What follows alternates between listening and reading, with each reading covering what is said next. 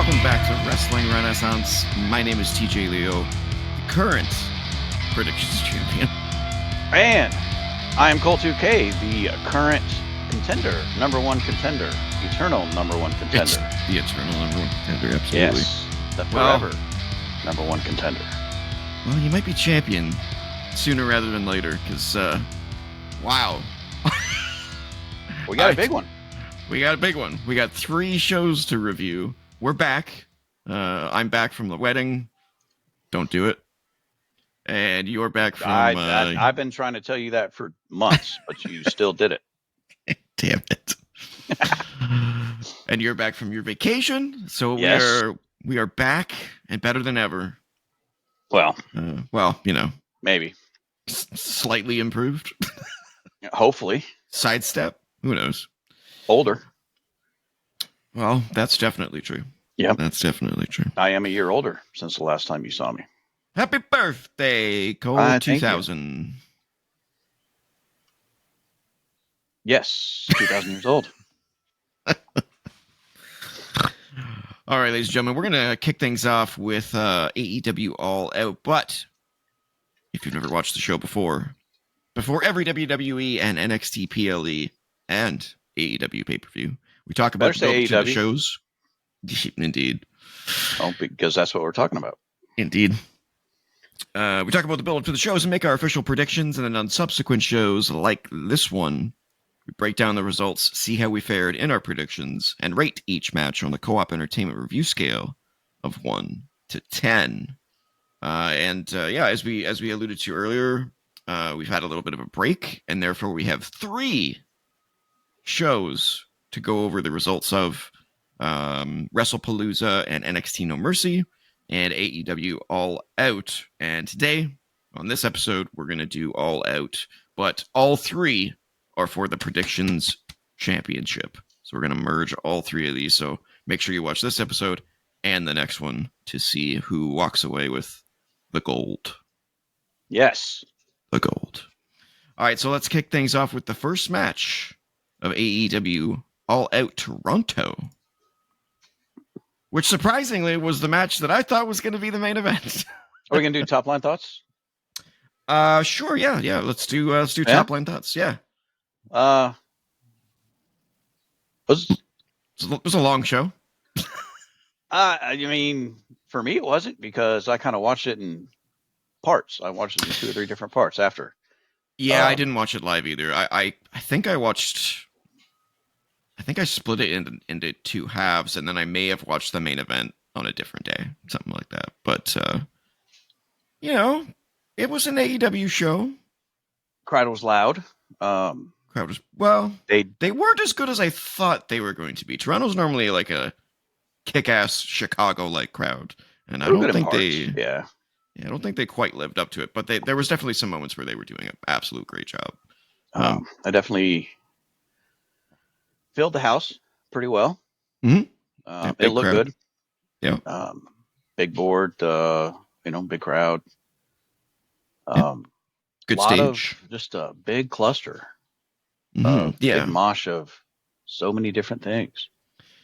Yeah, this was, and this might sound scary, but I think this was the best of the 3 shows.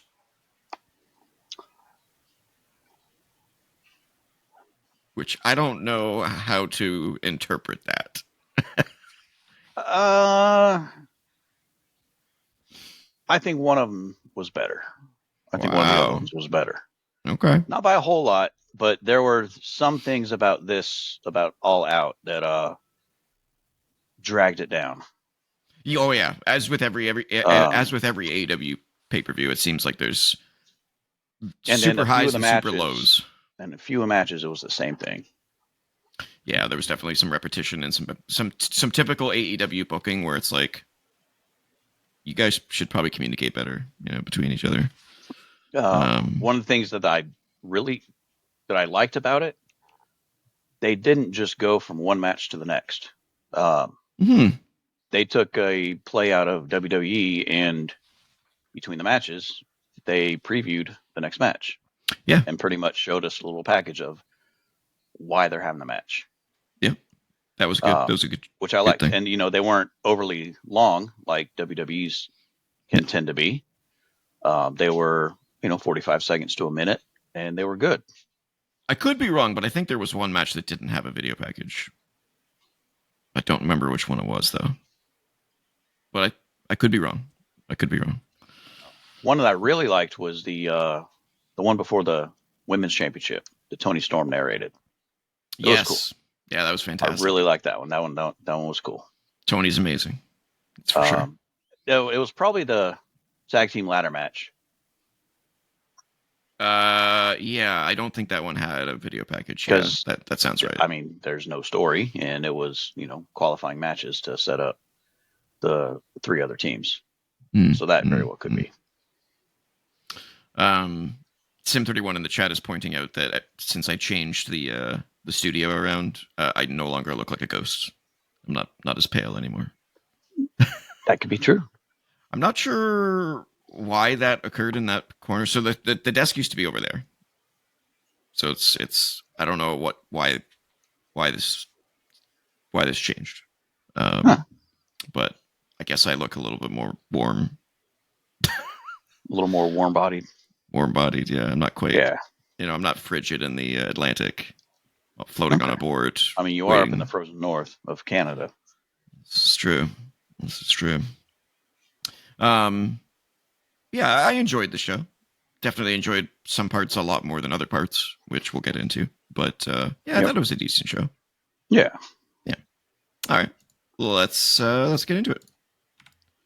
So yeah, what I thought was going to be the main event turned out to be the opener. I'm going to put my title down just so I can not fiddle with it for the rest of the show. First match of the night. We got Copeland and Cage versus FTR. Let's do our rating. No. Yeah. The ratings are always. This is when I get. This is when I get weighing the pros and cons.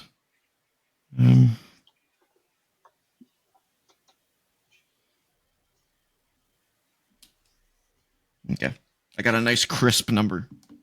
Mine's okay. Yeah. Mine's very well rounded. Okay. Yeah. We might have the same number. We might. 3, 2, 1. Nice and crisp. I like it. All right. So I didn't take notes for this one. I mean, assume you didn't either because you just watched it. I mean, there are some things I remember, but yeah. I do have the Bleacher Report up here with notable moments and observations. So I'll go through those first, and then we can kind of break down what we think of the match. So first note was the backstage stuff with Bubbles and Green Bastard was unnecessary, but still funny. I thought it was pretty funny. I'm not a big fan of Trailer Park Boys, but... Never seen it. No. I've never actually seen an episode either. But I've seen enough footage to get the gist of it. And it's not my favorite, but it's a Canadian staple, I guess, up here. But Bubbles being there was entertaining.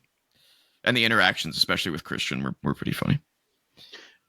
Which, for Adam Copeland to do that is very, like 2003 Edge-ish, which he has not done anything like that since he's been in AEW. So I think very out of place for him to be like that. Yeah, I think he's ready to have some fun. I think he's tired of doing the serious, too much serious stuff now. Well, I mean, after the follow-up on Dynamite last week, he isn't going to be around to have fun. What happened? He's basically said, well, based on what happened at the end, that he's got to go away for a while. Uh-oh. Pretty much, yeah. Maybe which he should fueled just not speculation. be wrestling. Like he's injured? No, he's not injured. No. Oh. But based on what happened after the match, which we'll get to. Yeah. But of course, the speculation is his contract because he debuted October 1st last year or 3 years ago. Oh, I gotcha. So of you're course, thinking speculation. maybe. No, I don't. I mean, that would be cool, but no, I don't think so. Yeah, I I can't see mean, WWE giving him a one match and with the amount of agreement. time that he missed because of an injury, Tony's going to add that onto his contract. Yeah, that's true. Yeah. So That would be cool though. I mean, who knows? Maybe WWE would give Tony a little bit of a payout, or maybe a yeah, nod, an AEW yeah, nod, a mention, a mention. You know, but we'll see. We'll see. it's probably for filming next season of Percy Jackson, whatever Oh, is show he that in that show? he's on. Yeah, he's on it. Oh wow. Yeah, I haven't watched that Yeah. show. Next point here was it's been 21 years since the last Edge and Christian team up in Toronto. Crazy. Makes sense, I guess. Just they went so long for without teaming. Yeah. They were in different companies for a long time. Yeah. Dax Harwood had his nose taped up due to being broken by Christian Cage. I don't know whether that was kayfabe or not, but I don't think it was. No, it was a legitimate broke. Yeah, I mean, he break. punched him with a microphone on Wednesday last week, or the week before. Yeah. The commentators addressed the reference to Cena without saying his name, but the crowd chanted Cena's name multiple times. That was a cool homage. It was cool. Cash slapping Dax to keep him from tapping out was great. That's a replay of a spot. They do that so many times. I remember when they first did it, when they were the Revival in NXT with not American Alpha. I was going to say the Alpha Academy. Yeah, didn't they they were pointed at each other and they were slapping each other to keep them. Or one was about to tap out and the other one just grabbed his hand so he couldn't do it. No, yeah, yeah. Mm-hmm. I mean that's something that they've done. Yeah. Several times. Oh, when you mentioned the Cena homage, I remember Punk went to do that one time when he was in there, and they booed him. Funny how things change for doing it, but now the AEW crowd chants for Cena. Funny how things change. Yeah, it's funny how things change. You announce that he's retiring, and all of a sudden he's a hero. Yeah, in another company. Yeah. Yeah. And then finally, Beth Phoenix got a great reaction when she came out. She had her own music and video, so this is not likely the last time we will see her. That's all Bleacher Report had here. They gave the match a B+, which I think is a little high, but that's probably about where I would have had it before deductions. A B. We don't do. Well, let's see. If they do A, B, C, D, E, a B+ would be like 8. Yeah, like an 8, or like an 8.5, which we don't do the 0.5s, but yeah, which I think is high. I think 6 is exactly where this belongs. I don't think, this is surprising to me. I don't think FTR and Copeland and Cage had a great chemistry in the ring. They didn't flow very well. They had some great moments. Don't get me wrong. That's why I gave it a 6. It was entertaining, but from a technical standpoint, it felt a little loose to me. I mean, they're not really great technical wrestlers. No. FTR is pretty good. They can be. They can be. Yeah. But this was like a old school WWE style tag team with heels and baby faces. Yeah, that's true. You had the heels cutting off the ring, letting the baby faces get close to a hot tag, but never getting it. You did the spot where Christian was reaching for the tag and jumped and dove for it, but then Cash pulled Copeland off the apron, so he couldn't get the tag. Yeah. Classic slid over. Stuff. Yep, the classic stuff, and then finally they got the hot tag to Copeland. Yeah, Beth Phoenix came out after Stokely pulled the ref out of the ring to prevent a pin. Beth came out and speared him. That just kills refs, apparently, because they just pulled him out. It didn't seem to hit hard, but they killed the ref. Yeah. And the ref was down. Apparently, they can get really injured from that spot too. They have to be really careful. Like legit injured, not kayfabe, Sure. destroyed from being pulled out of a ring. Yeah, weird. Yeah, their ref stuff in AEW is pretty bad in general. Yeah. But for me, that's where it started to go downhill. Yeah. Because after that, it still went on for at least 5 more minutes. Yeah, it was too long. I mean, that's the kind of spot where Beth comes out, takes Stokely away, and then wrap it up in 2 to 3 minutes.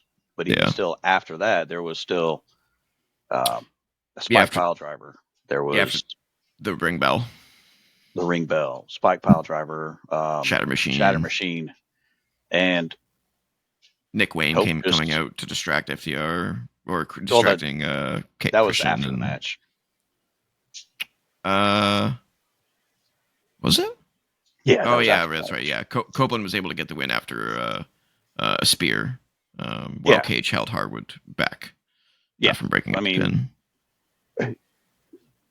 He can beat Cash with a spear, but it takes a shatter machine, it takes a spike pile driver, it takes ring bell, it takes so much. That's AEW style, man. It's dumb. It's dumb. It's always overkill. So much stuff.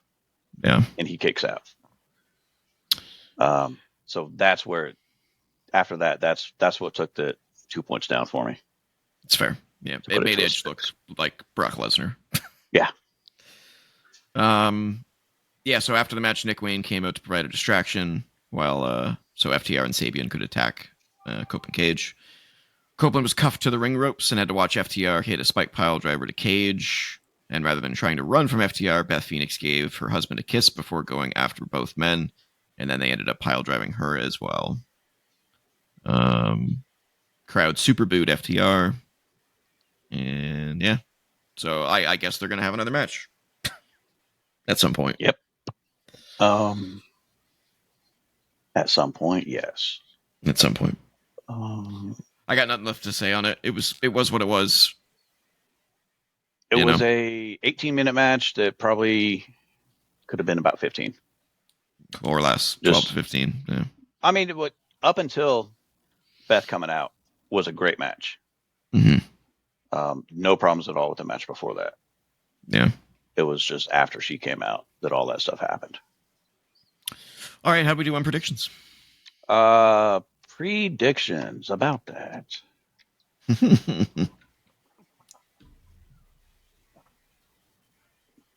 Can't remember. Do we do bonus first? Can't remember. I think that's up to me. You do you, man. It hasn't been uniform. It hasn't been uniform. Yeah. It's fair. We both thought it was going to be the main event. Yeah. Which I think, looking back, this was probably a good idea. I wouldn't want to be a main event because you would have had to have followed a car crash of a ladder match. Yeah. A four-way. The four-way, the coffin match. Thumbtacks. Yeah. Thumbtacks and tables. You would have had to follow all that crap, and that's not their style. Yeah, that's fair. That's not what this tag match was supposed to be. So that's fair. Probably good on them for wanting to go first. Yeah, if it wasn't last, it had to go first. Yeah. But we both thought that Christian Cage and Adam Copeland. And Copeland. Yeah. Edge and Christian. We're going to win. Me put 6, you put 5 on it. Okay. And a lot of the story going into it was Christian would not reciprocate the big hug to Cope. So we wondered, was Christian going to give him the hug? I don't think he did. He still gave him the cold shoulder. So we both got no points for that one because we both said yes. All right. Cole takes the early lead. Yes, I do. As far as what our ranking compared to what we thought going in, let's see. Max ceiling, yeah. Yep. I feel like we record it. I feel like our max ceiling was higher than 6. Yeah. I feel like it was Mine probably an 8 or 9. Yeah, mine was probably 8 or 9. Yeah. Yeah, I don't think it reached I don't think it reached its potential. Yep. All right. Next match was Eddie Kingston versus Big Bill in Eddie Kingston's first match back in over a year. Let's do our rating. Oh. It's like the limbo. How low can you go?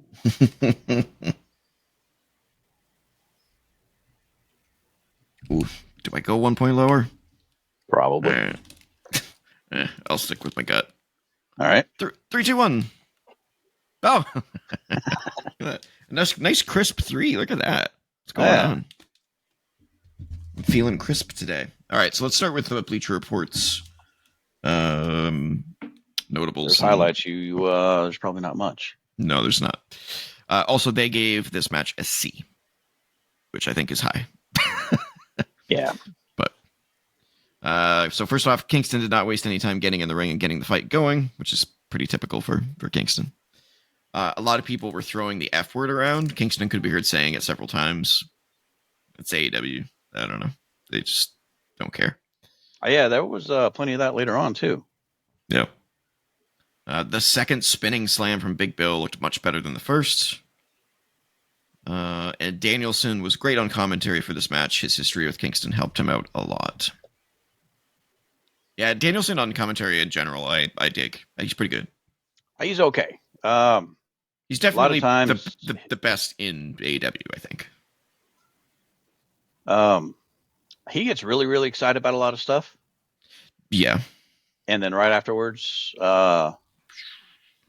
everybody else just talks a lot lower. Yeah. Break it down, Daniel. Don't Booker T it. Sometimes he can be a little too analyze-ish. I do like that part of him, though. I like the the nitty gritty details and stuff like that. That's why I like Corey Graves, because Corey Graves kind of does a lot of that too. Not anywhere near as much as Brian, obviously, but I like Taz's style of it. Oh yeah, Taz is amazing. Yeah, Taz is fantastic. So yeah, this match was kind of as we expected. Kind of shouldn't have been on the card. To be honest with you, Eddie Kingston being back should have been a much bigger deal than just coming back and facing Big Bill. No offense to Big Bill, but like, who cares? Honestly, most of the match was kind of just a typical, almost like Cena match where Big Bill was just like dominating Eddie Kingston, and then Kingston had to make like the big comeback, and it just kind of fell flat. And then the finish was completely botched. Completely. Like, I can't believe they didn't call an audible on that one. I was baffled. Eddie Kingston did his back fist finisher, but he completely whiffed and didn't hit Big Bill, to the point where even the commentators were like, "Oh, I don't think he caught all of that." And then Shivani literally said, "Oh, he missed." Oh, did he? Yeah. And then he got the pin. Yeah, and then I think Excalibur said, "Oh, it was a glancing blow, but a blow nonetheless." Yeah. And that was the third or fourth time they hit him with it. Yeah. Yeah, it was the second time, because the first time he hit him with the back fist, Big Bill no-sold it. He kicked out at one and no-sold it. Yeah. So I was like, why did the second one, which looked worse, get him the pin? Like, it was just bad. It just wasn't good. And those two should know better. When the finish is that whiffed, gotta redo it. You gotta figure out a way to redo it. Like, I know you have time limits and stuff like that, but like, you missed him. Yeah. Like, you missed. You got to figure something out. Like, Big Bill should have realized that he missed him and did some sort of like sleeper hold counter. Eddie could have fought his way back out and then did another back fist, and then there you go. Got to be able to improvise your way out of mistakes like that better. And those two have enough experience where they should know to be able to do that. So unless they just didn't realize how bad it looked, but I don't know. And then I think Hook came out at some point. Yeah, because to save Brian Eddie. Keith came in to beat up Eddie. Brian Keith came in to beat up Eddie Kingston. I was about to call him Cass. Big Bill came in to team up on him too, and then Hook. The lights went out, music came on for Hook, and he just kind of walk to the ring. By the way, his new theme song sucks. Yes, bring back his old theme. His old theme was It's perfect. It sounds like Backstreet Boys. Yeah, it's bad. It's real bad. Or no, sounds like a Sinatra crooning. Like a lounge. It's like a song. jazzy. Yeah, it's weird. Yeah, it doesn't suit him, I don't think. Like a coffee house song. Yeah, I don't like it. Do I sound okay, by the way? I'm kind of leaning back. I mean, you sound normal. Okay. So whether that's okay or not. It's fine. Subjective. As long as I don't sound like you can't hear me, that's all. No. All right, I have nothing else to kind of say on this one, do you? No, it was shouldn't have been on the card. A match. You know, you had Big Bill lose again. Another big guy lose. You had Eddie Kingston come out to a cold match, return after over a year. Yeah, this is not how you bring back Eddie Kingston. Seems like you kind of wasted a big return pop for somebody. Yeah, I don't get it. Cold match with Big Bill. Yeah. I do not understand. All right, how we do on predictions? Oh yeah, and what unless you want to do max ceiling first. How do we do it? Or did you get those ones? I can't remember. Yeah, max ceiling we had about a 5 on it. Yikes. When you can't live up to a 5. Wow. Uh-oh. Yeah. Not good. It's not even average. No. So yeah, we both don't understand why Eddie will come back like this, but we still thought that he would win. 3 each on it. Nope. Okay. So that one, winner in points was a wash. Okay. And the question was, nope, there it is. Nope. Would outside interference cost someone the match? Which it didn't. Sadly, no, because it was a clean finish. Yeah. Wondering, just because the last time we saw this person, they were with Big Bill and Brian Keith, would have been something like Chris Jericho coming out to help Eddie Kingston. Or coming out to help Big Bill. Or obviously Brian Keith, who was at ringside, to try to help him. But nonetheless, neither one happened. And we both make sure. Yep.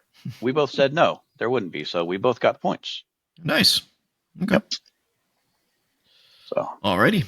Let's move on to. Either way, that whole match was a wash. I'm okay with that. It was a wash in more ways than one. Yeah.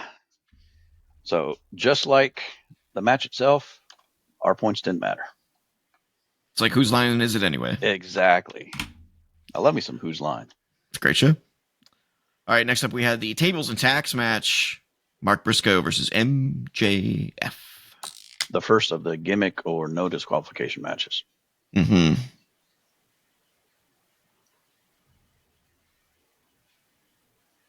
Let's see.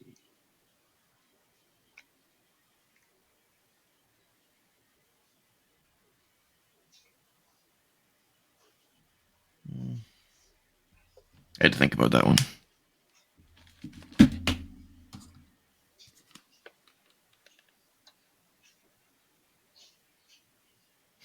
He's thinking still.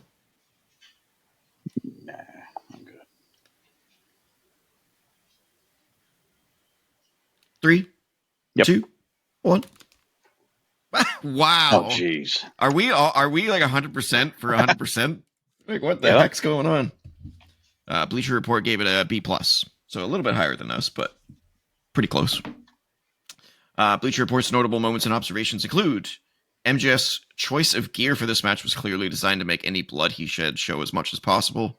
It was mostly white with a little black lettering on his shirt, which is fine. You know, it's not a bad idea. You know, you don't want to wear black in a match where there's going to be a lot of blood. Although a lot of the blood that was on his white wasn't his. That's true. It's very true. The look on MJF's face when Briscoe was dumping out the tacks was perfect. MJF's just great at reactions. He dumped and stuff like that. So. Crap ton of tacks. Yep, there was 4 bags of tacks in that ring. That's a lot of pain. MJF got some good heat by putting some tables away. Yes. Yeah, People hate MJF's seeing the tables go away. MJF's great, man. I love MJF. I really do. He's just he gets it, you know. The Sabu style chair spot Briscoe did looked great, which did. And shout out to the ring crew who had to clean all of this up. Yep. That Yeah. Sabu one, that Sabu style was where he put MJF through the table, right? Yeah, he Yeah. jumped off the chair over the ropes through a Yeah. table on the outside. Yeah. This was a fight, and it was bloody, and it was painful to watch, and it was brutal. I don't think there was anything that we would classify as over the limit, like over the edge. Like, you know, we're talking about the spiked bat, we're talking about, you know, the needle in the lips, all that bullshit.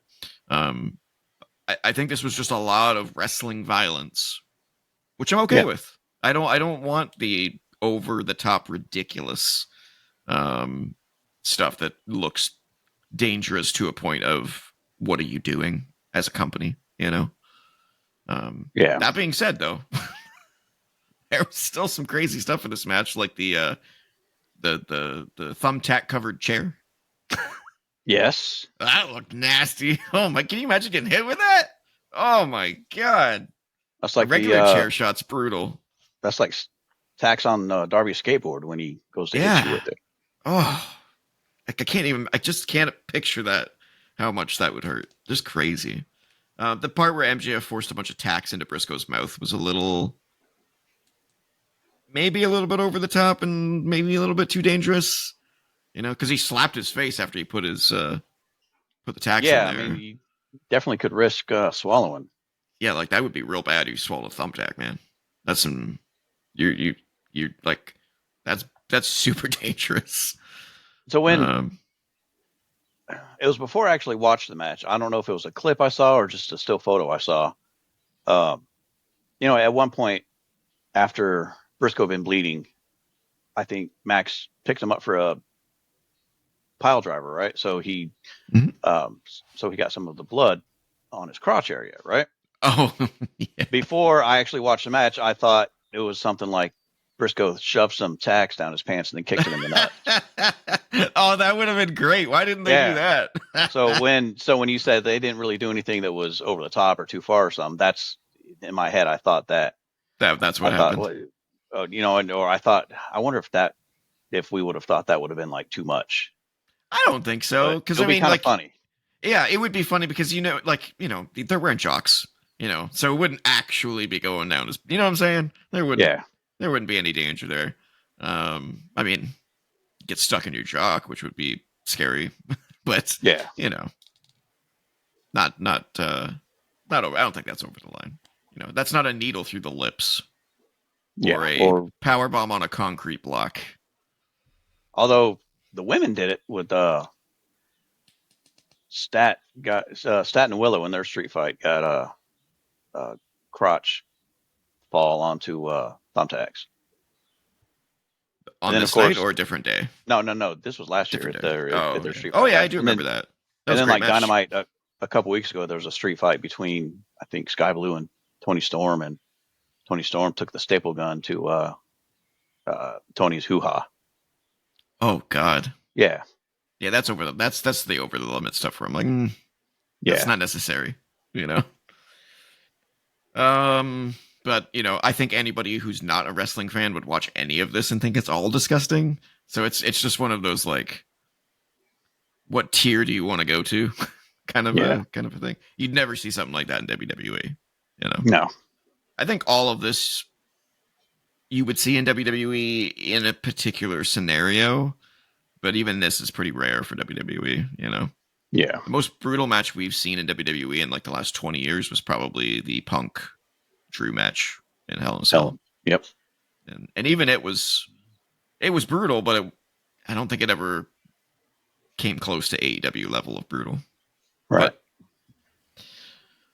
But, let's see. Anything else we want to talk about from this match? Another thing I really liked about it, was the build up for MJF to actually take a bump onto the tax. Mm-hmm. Like you said, when Briscoe was pouring all of the tax, he just looks scared. Terrified, yeah. And then when he got in, just looking at them all, he, looked like his stomach was turning and getting sick. And so when he finally took a bump on it, it meant something for him to take a bump on it. WWE style storytelling. Yep. That's great psychology, Yeah. Rare to see in AEW. Yep. Um, When you talk about the ending though, who won and how? yeah, we haven't got there yet. Oh, there was one part where MJF drove Briscoe's head into the tax. Like he just just stomped on his head and then just grinded it on it. And then he came up and he had a bunch of tacks in his forehead. Yeah. Oh, that was nasty. Yep. But yeah, MJF started looking desperate after a tombstone on a tack-covered chair. But MJF still kicked out. But Briscoe put MJF through a table with the froggy bow. He had another froggy bow, and then finally finished him off with a Jay Driller. Jay Driller, yeah. For the pin and the win. Your winner, Mark Briscoe. Surprisingly. Yes. I don't even know. It was surprising to me. Like, here's my question is, where does Briscoe go from here? He got the win. Know? Yeah. I mean, there was a promo later on in the show. Okay. Backstage. You may or may not have seen it. When he was back there with his conglomeration buddies. Right. Kyle O'Reilly, Willow. Right. He talked about the return of a certain someone. Yeah, they were talking about, now that I've put Max behind me, my focus is on the Don Callis family. They challenged them to a trios match for this past month, Wednesday's Dynamite. Okay. You get 3 years, and it'll be me and Kyle O'Reilly or me and someone else, and then a partner of our choosing. Yeah, they all did this. And then O'Reilly was on the phone, and Briscoe said, "Hey, did you reach him? What did he say?" And O'Reilly said, "Well, the only thing he really said was whatever." And then everybody did So then Wednesday it was Orange Cassidy coming back. That's awesome. I love Orange Cassidy. And I guess they had a match. I didn't watch Dynamite. But no, I didn't either.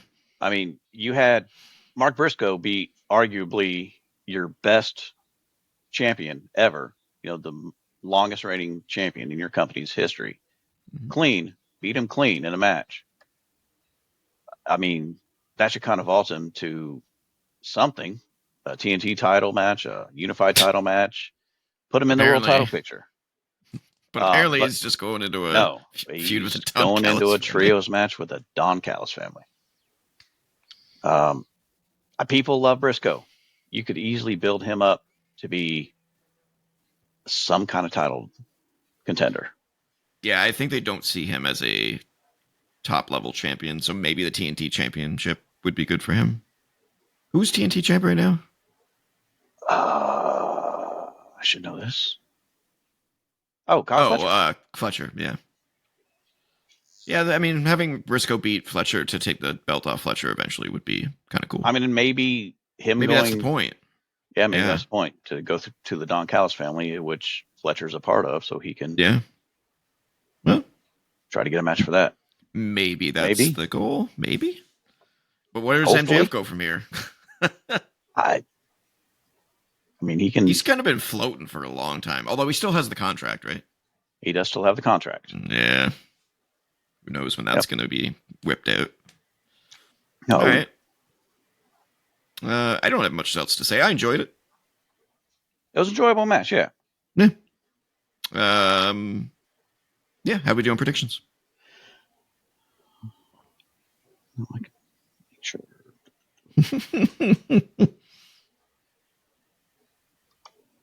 He's checking. Oh, the neighbors are cooking food. Uh-oh. You smell it? What is it? They're like Eastern European. So they make all kinds of good stuff. And Okay. every time they cook, that's all I can smell, and it just smells like just a smorgasbord restaurant of just joy Nice. and comfort, like home cooked comfort.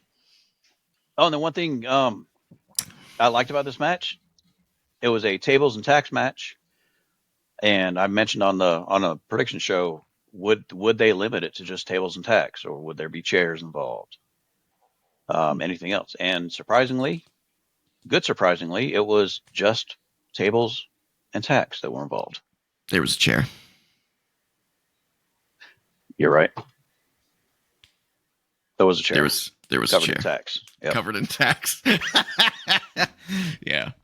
Okay. Yeah. Well, disregard everything I just said in the last 10 seconds. Yeah, that was the only other thing they used. I'm pretty sure was the chair. Yeah. Yeah, so. there was nothing else. But yeah. Okay.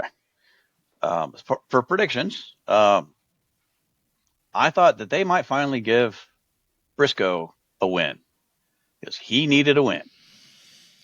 Yeah. He needed a pay-per-view win, and you thought Max was just going to win dirty or something. So I went for 2, and you went for 0. It's not looking good, folks. It's not looking good. You did bet 8 on it too. 8? Yeah, you put 8 on it.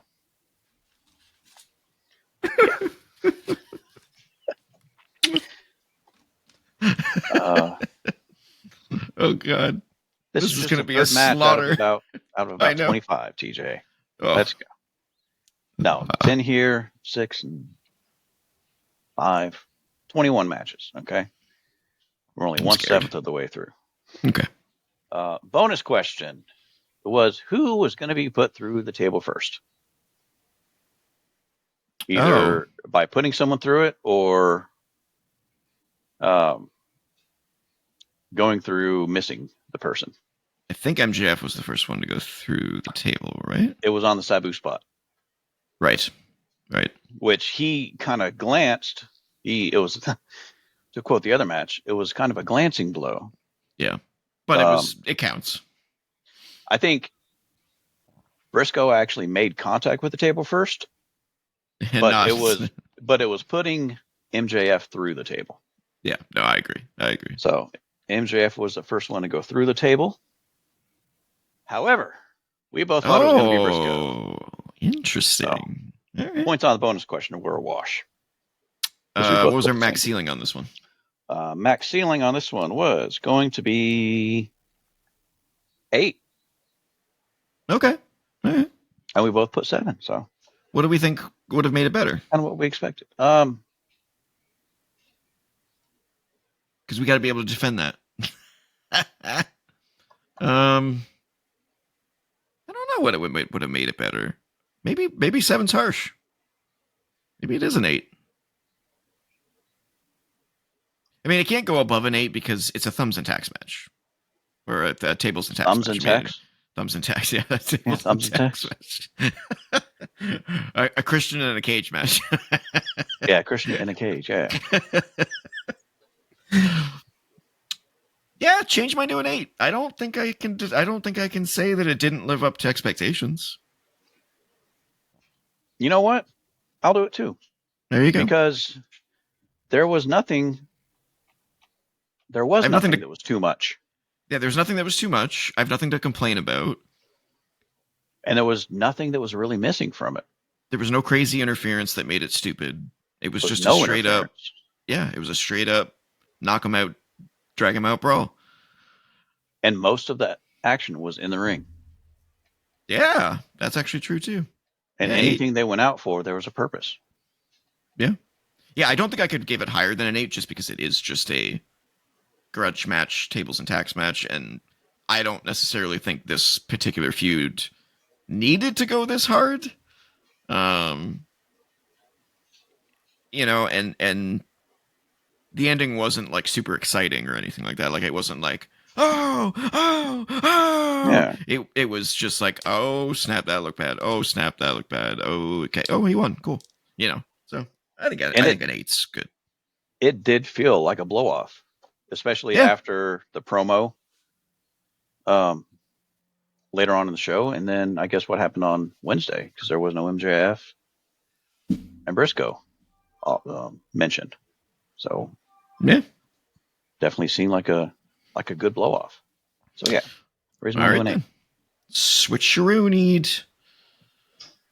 All right, now this next one, I don't think there'll be any switching. So we got the Hurt Syndicate versus Ricochet and GOA. Which they have a name now. Oh yeah. Oh, the Demand. The Demand. Yeah, which is okay. Yeah, sure. Yeah, it's not bad. It's better than Dark Side. Dark State. Yeah, that's it. See, I hit so bad I can't even remember it. Are they better than the Vision?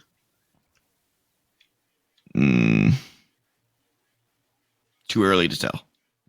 At least the Vision, because Seth is the visionary, so that's the Vision. So I like the name, but I can't remember who I was talking to about this. It may have been Sim, but I was like, I don't like the Vision because they've been around for long enough where they should have their own theme. They should have their own like style and look, but it really just feels like it's Seth Rollins separated from Braun and Braun, who just feel like a tag team that wears all black. You know what I'm saying? We can talk about that on the WrestlePalooza show. Yeah, I will mention something on the WrestlePalooza show about that. Okay. All right. Score. Rating for this match. Is the Demand a better name than the Culling, which is the NXT group with Sean Spears? Yeah, I think it's better. I like the Culling's theme song, but I don't understand what the point of the name is. The Culling is like, isn't that like a reaping, like a killing of people? I don't know. And their group doesn't really like scream that. So well, I like it a lot because it's culling. So. We better. So does that mean I should like the Pride? Is your last name Pride? Leo, Lion, Pride. That's too many steps. It's the best I could get. All right. Points for this match.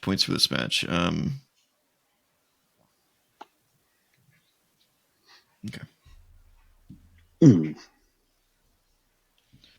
score's actually higher than I thought I would give it, but all right, I got mine. Oh, do I take a point away for that? No, I can't. Okay. I should give them a point for overcoming that. That's how I'm gonna phrase this. Right, ready? 3, 2, 1. Okay, we're on the same page. Ish. Once again, Bleacher Report gave it a B. Oh, little high, I think. So let's do the Bleacher Report's notables, which are not many. It took way too long to come up with a name for this trio. They've been together for several weeks. But it's nice to see Benjamin being allowed to act like a veteran and the legend that he is. The way he no-sold some chops from Khan was great. Which it was. I really liked that part. It was cool. Where he's just like, what are you doing? What are you doing? Yeah. So here's why I gave it the extra point. Because I was going to give it a 5. This match is terribly booked. Not the match itself, but like the build up to the match is terribly booked. It's like, who's the heel and who's the face here? Like, I don't know. Like, it's not clear whatsoever. Because I thought the Hurt Syndicate was heels. And I thought Ricochet was a heel. So is this just a heel versus heel match? Or are they trying to change Hurt Syndicate into faces? And if they are, they're doing a terrible job of doing it. That's kind of why I would have given it a lower point. But I think they overcame that because the match was actually pretty decent. Especially as it went along. They're trying to lean them babyface. Which I don't think is going to work. Or Syndicate. I don't think it's going to work. Because Ricochet's definitely a heel. Yes, they're definitely heels for sure. Yeah. I don't know how you have the Hurt Syndicate lose their titles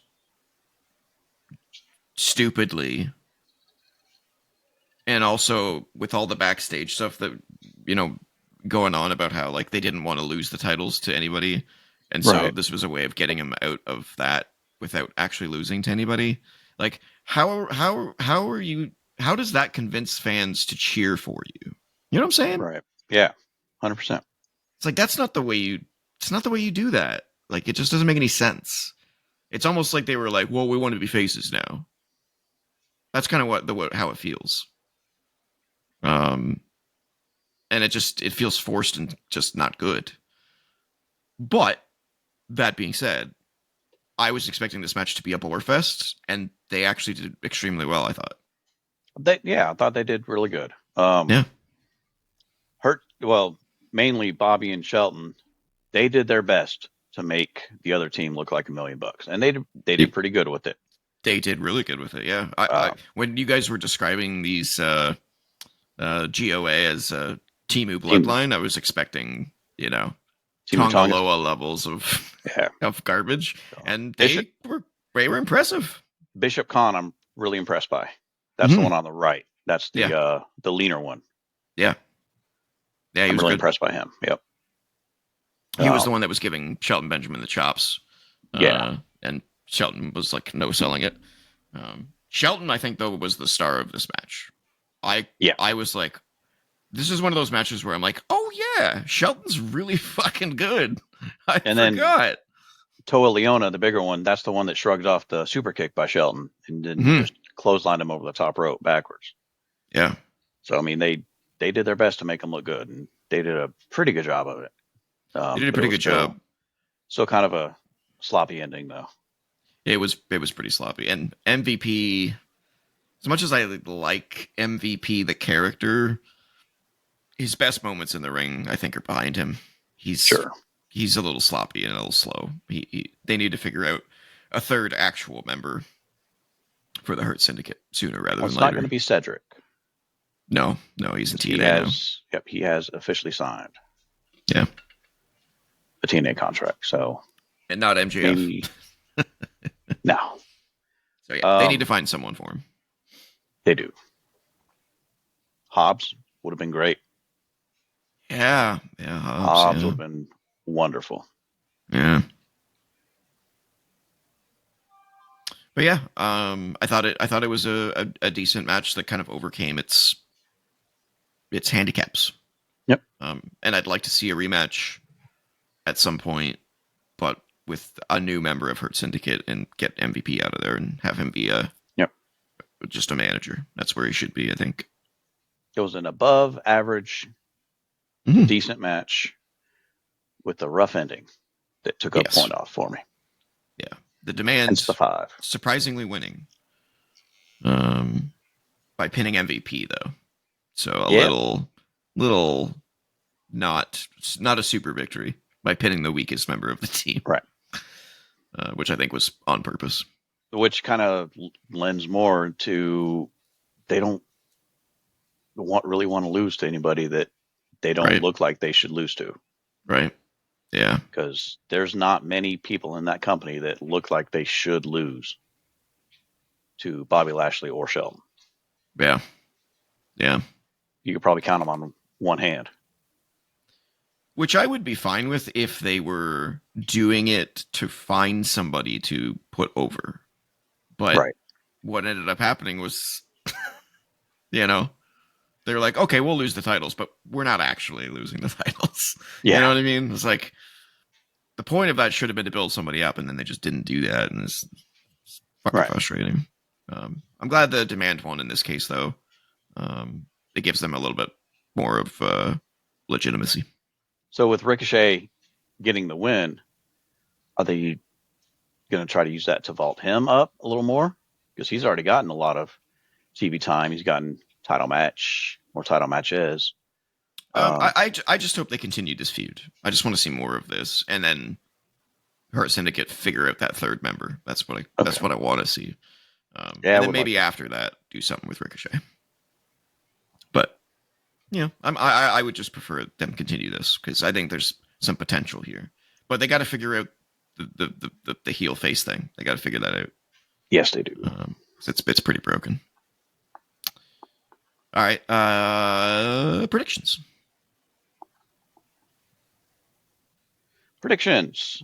So there we go. I was thinking that. Well, I'll just do it. Oh.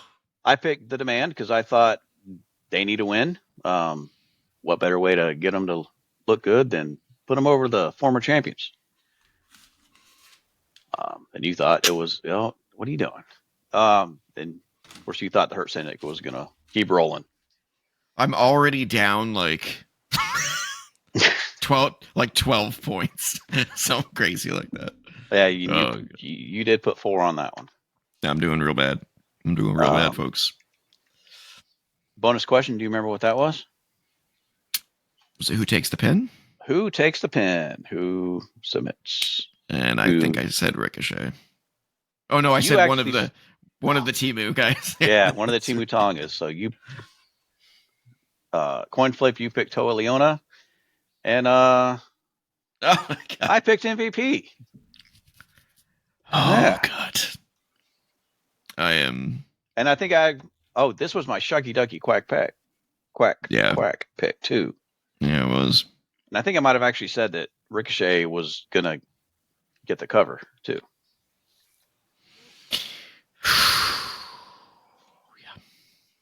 Yeah. This is going to be ugly. This is going to get ugly. All right, let's move on to the next match, which is the TBS Championship. Mercedes Moné defending against Riho.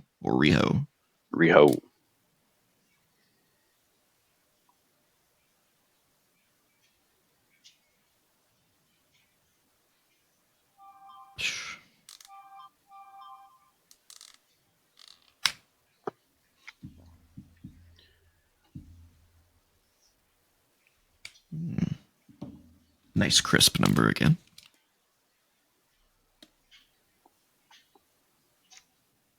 All right.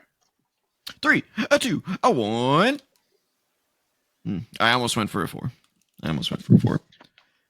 Bleacher gave it a C+. So pretty close to us. Yeah. Bleacher Report, notable moments and observations. Mercedes Moné had a bunch of shirtless men wearing all of her titles, except for the TBS Championship, which of course she carried herself.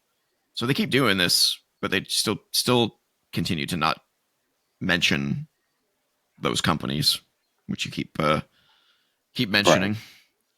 Right. Rio's size makes her one of the few people who can hit a 619 without it looking clunky. And she did it all right. I don't know if I would say it didn't look clunky.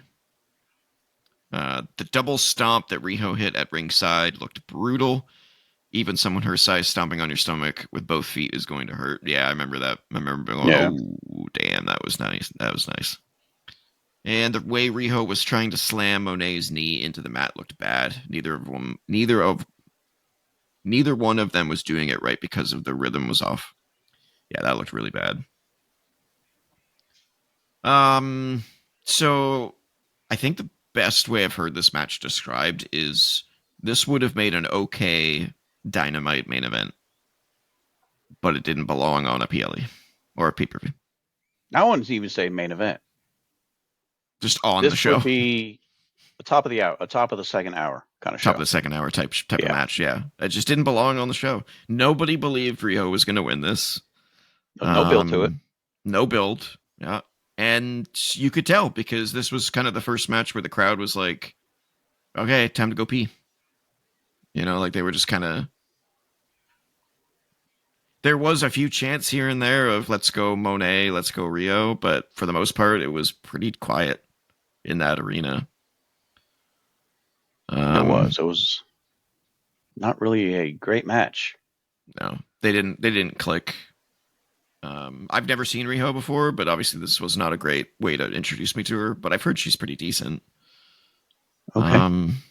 You know, the match had some good moments, but overall it was just kind of like a snore fest because it was just Moné matches in general have this problem of being just like if they're gonna have her lose, they're gonna make a big deal out of the match. And this match just didn't have any build or any pomp and circumstance to it. I mean, Mercedes has good matches because she's normally the smaller competitor. Mm. With her being the bigger competitor in this, it just didn't look believable, especially for it to be as long as it was. Yeah, they're both great. They're both great individually. They just didn't click together. I mean, there was really no reason to have a 16-minute match with Rio. It was way too long. Yeah. It was way too long. Yeah. But of course, Monet retained her title, but she did it dirty, which is really strange. She raked Rio's eyes and then hit her finisher, the Monet Maker or whatever it's called. The Money Maker. And that was it. Kind of a dud. Very much a dud. I gave it a 5 just because it was super average. Like it wasn't terrible. It just no one cared. I didn't care. They didn't really botch anything. It was just kind of, besides the knee thing. The knee thing was really bad. But it was a lot longer than it needed to be. Yeah, this should have been like a 9-minute bout, maybe 10 at the most. It was too long. All right, I don't have anything more to say on it. It's pretty cut and dry kind of match. So what's Seems like they are just giving her matches and defending her title until she beats Jade's reign, which I think is another month or so. Right. In which they will do yet another celebration for Mercedes. Because that's their thing, is a celebration for Mercedes. Yeah. Predictions. Like we said, we both thought there was no way that she was going to lose. We both picked Mercedes for 9. I did not make up any ground, but I didn't lose any ground. And we mentioned how long we thought it should have been. Hence the bonus question, over under 13 minutes. Oh God.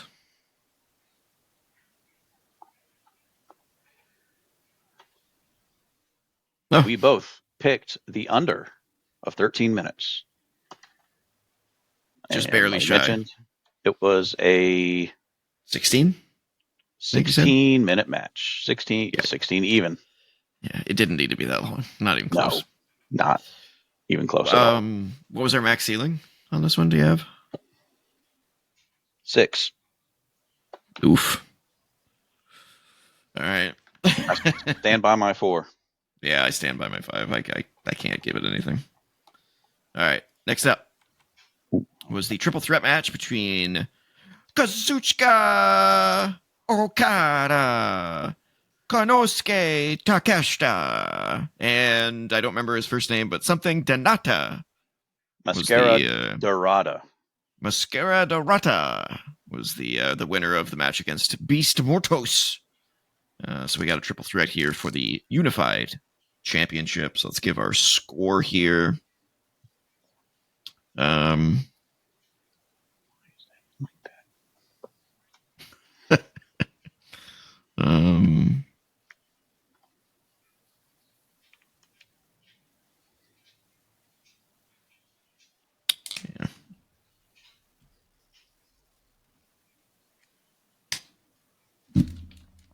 Okay. This was another one that I had to limit because of the thrown together nature of it, where I'm just like, it can't get higher than this to me. You know? Which I'm kind of wondering what our max ceiling was. I don't have that written down. I don't know if we didn't really give one because we didn't know who the third man was. That's I probably would have gone in 8. Yeah, that's what I would have said. Yeah. All right, 3, 2, 1. All right. Wow, you're ranking this higher than me. I am ranking this higher than you. I have a very specific reason for that, which we'll get to in a second here. Bleacher Report gave it an A-, which I would say is like a 9, I guess. 8 or 9. 8 or 9, yeah. Yeah, in that range. Let's get to Bleacher Report's notable mentions and observations. I love this. At one point during commentary, Don Callis said, "Sometimes 1 + 1 = 6." And Taz no-sold the line, and it was just this odd silence after it. I'm pretty sure they were all like looking at each other, just chuckling silently, because that line was so perfect. It was. I hate Don Callis, but I hate Don Callis's character. I don't hate Don Callis the man, because I think he actually does a pretty good job as what he's designed to be. Even if his stable is ridiculously stupid. Dorada is one of those guys who we all know is great at what he does, but he has yet to get a defining win in AEW. Takeshita's brainbuster on the ramp looked awesome. Yes, it did. Yeah. The back-to-back dives from Dorada was a fun moment. And the best spot in the match was when Dorada hit a Hurricane Rana on both men simultaneously from the top rope. Yeah, that was cool. That was insane.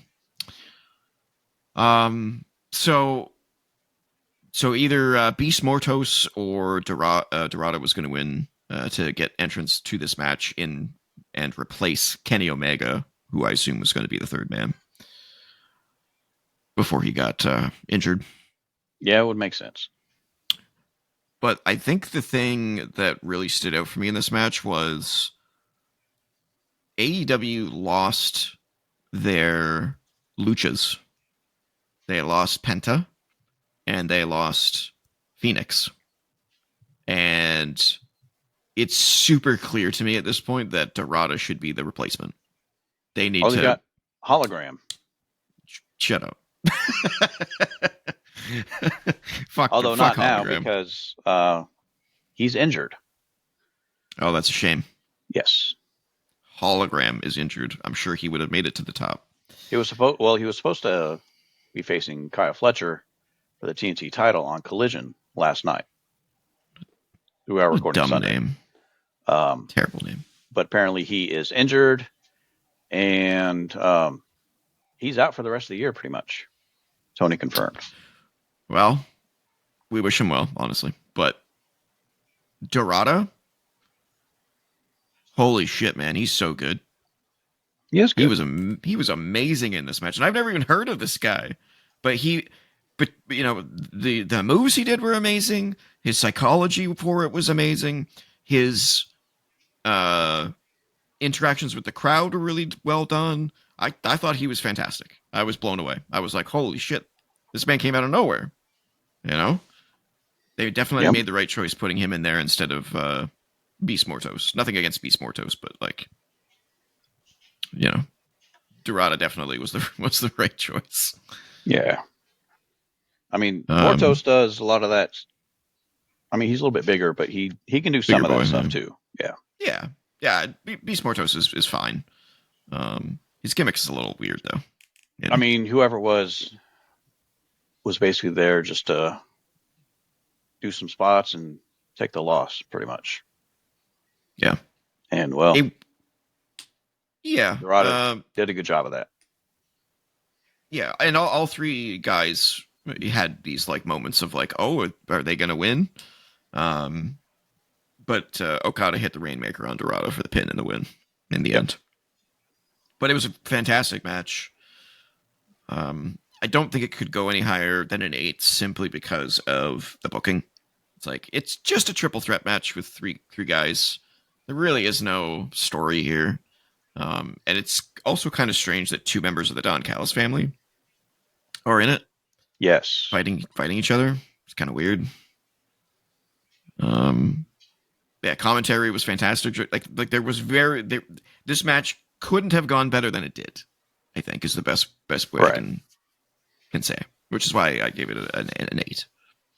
I guess I gave it a 7 just because of the predictableness of it. Predictability. I'm sorry. Not predictableness. Predictability of it. Yeah. The chances of Okada losing this match were basically 0. But for what it did exactly what I wanted it to do. Now I think Takeshita is going to be the one to take the title off of him. Mm-hmm. But it's, I said something like this for another match, but I think it's going to be in a one-on-one match. 100%. 100% agree. Yeah. I think it'll be at the end of the, I was about to say Cruiserweight Classic, the Continental Cup. Continental Classic. Classic, yeah. All right. How did we do with Oh, predictions? snap. I just erased it. Because I was going to write it, but I had We've been gone for 2 weeks, guys. You got to give him a break. He's erasing the vacation mode. All right. That's right. Got it. Well, we will do the bonus one first on this one because it has a direct impact on the match. Oh, so the bonus question, of course, was who was going to be the third participant? Mascara or Dorito is what I call him, or Mortos. I said Mortos. You said Dorito. Woo! 1 point. Oh yeah. So you got the 1 point. As far as the match, we both liked Okada. It wasn't time to take it off him. No. And me for 5, you for 7. Ooh, I gained a little bit of ground. Yeah. So you, I'm inching my way back. So you went up by 2 more points on me. Yeah. Yeah. 3. Yes, 3 actually. Yeah, because you got the bonus, and I didn't. I got a 0 on that match total. Nice. Yeah, Works for me. Not nice. No, actually, no. No, you got 5. You got 5. Yeah, points. I got 5. Yeah. I got 5. Yeah. All right. Next up was the coffin match: Jon Moxley versus Darby Allin.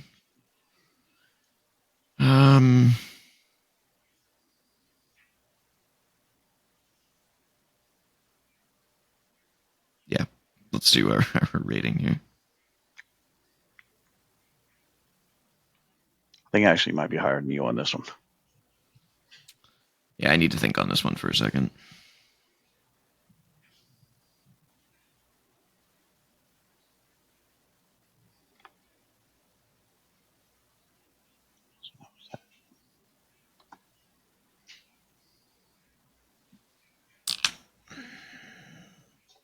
Trying to figure out how many points to take away from it for one particular reason.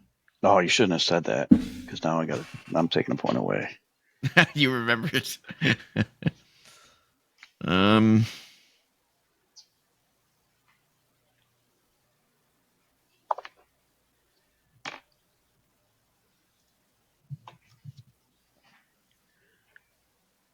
Yeah, okay. I gotta, yeah. Okay. Nice crisp number again. You know what?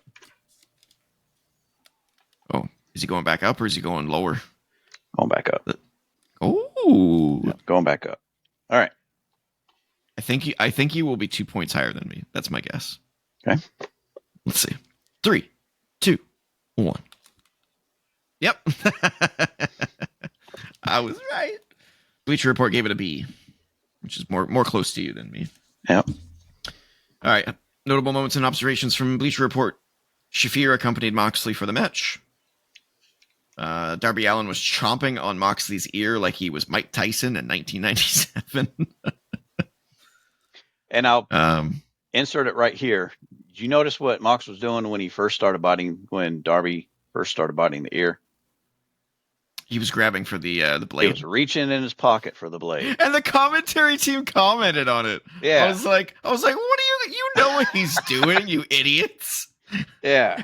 Between the dumbass commentary and the dumbass production team that's just like seeing him reaching for the pocket and they're just staying on it. I'm like, it's like, oh, he's going into his pocket for something. Well, okay, before we continue, one thing I can say for sure is that the camera work for the show sucked so bad. There were so many points in the multi-man matches where they have a guy, you know how in WWE, in any of these multi-man matches, there's a guy that will be sitting on the edge because he's kind of next. Yeah. Right? But he's out of camera view. Like he'll be ducking below the apron line, and like maybe be watching the Titantrons or something so he can still see what's happening. Yeah. They stay hidden very well. In AEW, the guys just fucking are kneeling there, leaning against the apron, and the cameras can see them clearly. And I'm like, what are you guys doing? You guys are terrible at this. Hide that shit. Or at least just be like laying down out on the ground or something. Don't be kneeling next to the ring watching everything happen. Yeah, Oh, you it's saw so that in bad. the ladder match later on. Oh, the ladder match and the fatal 4-way. It's so bad, dude. So bad. Terrible camera work.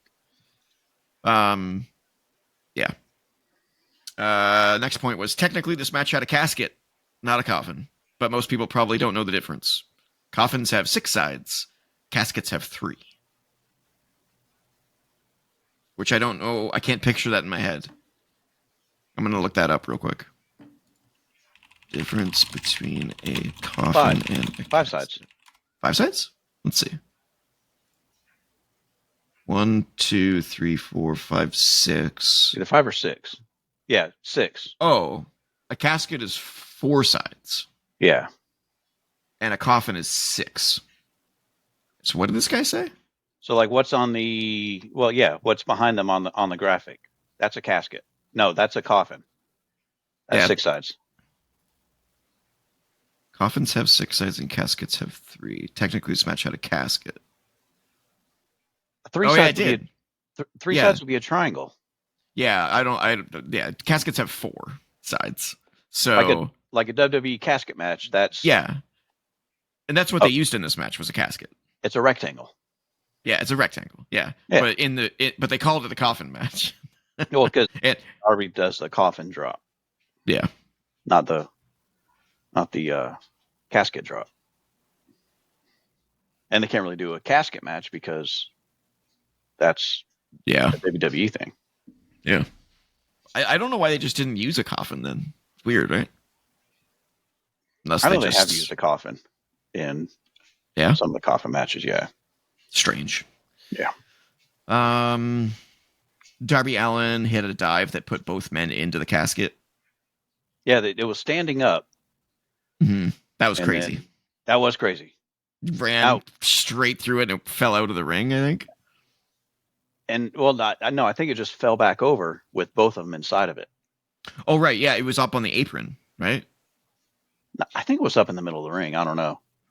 I was kind of up and moving around. It had legs. Yeah. Yeah. Either way, it was a fantastic spot. I was up and moving around. Yeah. But I think it was standing up in the middle of the ring. And when Darby jumped into Mox, he fell back. They both fell into it, and it fell and closed. Yeah. But I mean, what would have happened if it closed all the way? Because I think Darby had his arm outside of it, so it didn't close all the way. But if it closed all the way, it didn't even close on the finish because the casket was so destroyed. It was broken. Yeah. Yeah. Both of them. Yeah. When the Death Riders tried to put the casket in the ring, they dropped it, and the crowd laughed at them. Yeah. I don't remember that part, but that sounds funny. But yeah, this match was good. I definitely liked the tax match better than this one, but this one had some moments. There was a moment where I think it was Darby did a coffin drop onto Mox, but Mox moved and he hit the coffin or he hit the casket and like bounced off of it or something. Oh no, it was the end, the power bomb. Yeah. The power bomb from the inside of the ring to the coffin or the casket on the outside. That looked so painful. Darby's crazy. Yeah, because it was one of those ones where the top and the bottom open separate. Mm-hmm. And he caved in the bottom part and the top part stayed up. Yeah, so it's like it went right in the middle of his back or right into his lower back. Yeah, it looks super painful. Yeah. I think while the top was still somewhat usable, Mox just slammed it on Darby's hand. Oh God, yeah, that looks so bad. It did look so painful. That looks so bad. Oh my God, I was like, how are his fingers not fucking crushed? I hate using the word fake, but it looked real. Yeah, they must have figured out a way to gimmick that. I don't know how they did it, but I don't. Yeah, it was bad. I mean, but Darby's the kind of person that would just take it, even if it's full force. Yeah, because he's crazy like that. And Darby did the fork spot that Moxley likes to do. So it's step, stuffed in the turnbuckle or something. Mhm. Which, Yeah. how does stuff like that get there before the match? Right? Crewman. I mean, he, bit the ear and then, used the fork to dig it into his ear and also, in the Stab top his of the head. head. Yeah. He likes Mox. I think Moxley likes that because he gets that done all the time. Whereas He, I, he's a that must hurt different, so much. he's a different kind of cat. He's something special, man. He Yep. must take like 70 aspirin before he Who, goes into these I matches. don't even know. He's something. Yeah, it was entertaining. Allen hit a really good code red on Moxley at one point. Yep. But oh yeah, and then there was the plastic bag spot where Darby went to Danielson at ringside, and Danielson gave him a plastic bag to suffocate Moxley with, which I appreciated the callback, but I still think that is the stupidest. Like, just one of the dumbest spots in wrestling history is using a plastic bag. Like when the crowd chants, "This is murder," it's like we've taken it over a line that didn't need to be done. I mean, but in this match, it fit the story because it did. It came from Danielson. It did. It did fit. Yeah, and I do admit that. The fork fit because that's what Moxley did to Darby's ear in the cage match. Yep. Yeah. Now, this is where the match sucks for me. This is why it loses 2 points for the ending. I hated this ending. So, after Darby Allin did the code red on Moxley, Pac returns and powerbombs Darby over the top rope out of the ring into one of the caskets or coffins, whatever they are. And then Pac puts Darby Allin in the casket, and then Moxley closed it. Moxley wins. So Moxley had nothing to do with winning. And I've seen WWE do this before, and it pisses me off just as much when it happens in WWE, where it's like, so you're telling me that the whole match was basically pointless, essentially. You basically just had them beat the shit out of each other, and then someone else came in and got the win for one of the guys. Right. I hate that level of storytelling. It's so lazy. I hate it. I hate it. I was just looking at my screen going, you just ruined this match for me. Like, the match itself up until that point was enjoyable. But the second you had Pac come in there and he basically took over the match for Mox. And Mox did nothing. I was like, this is bullshit. Right. I hated it. I hated the ending. Couldn't stand it. Yeah, I mean, the ending definitely kind of lacked a little bit, but I mean, I still enjoyed the match a lot. It was just like the MJF match. Mm-hmm. Surprisingly, there weren't a ton of crazy Darby bumps. No, it wasn't like a super bumpy match. There weren't any more than, or there were less than I thought there would be. There wasn't the crazy bumps that I expected. Well, I think it's clear from the ending that it's not their last match. So. Oh no, because on Dynamite this week, at the end, you had Darby coming to confront. I can't. Oh no, it was there was a women's match as the main event, and after that, the Death Riders came out, ran off one of the people, and then while they're out there, Darby comes running out with a flamethrower to run off everybody, and then a flamethrower. As they're leaving, he gets a microphone and says, "At Wrestle Dream, I will never quit, or not. One thing you know about me, I will never quit. So Wrestle Dream, John Moxley, I challenge you to an I Quit match." Oh, buddy. So now at Wrestle Dream, it's going to be Darby and Moxley in an I Quit match. Wow. Yeah. That could be good. That could be real good. Yeah. There hasn't been a good I Quit match in a very long time. Like, what was the last good I Quit match that you can think of? Uh, Because I remember the one with AJ was really bad. Because whoever he was fighting was threatening to hit him with the stairs in the corner. And AJ was like, I quit. oh, that was Cody. Yeah, Cody and AJ. Yeah, that match was terrible. Like, that's how you quit? You're being threatened with stairs? Really? Okay. It's not like you've done that in every match. Like, okay. Ooh, ChatGPT only gives me 2 recent ones. That was Cody and AJ Styles. That was And the bad then one. Ring of Honor Final Battle 2023, Ethan Page against Tony Nese.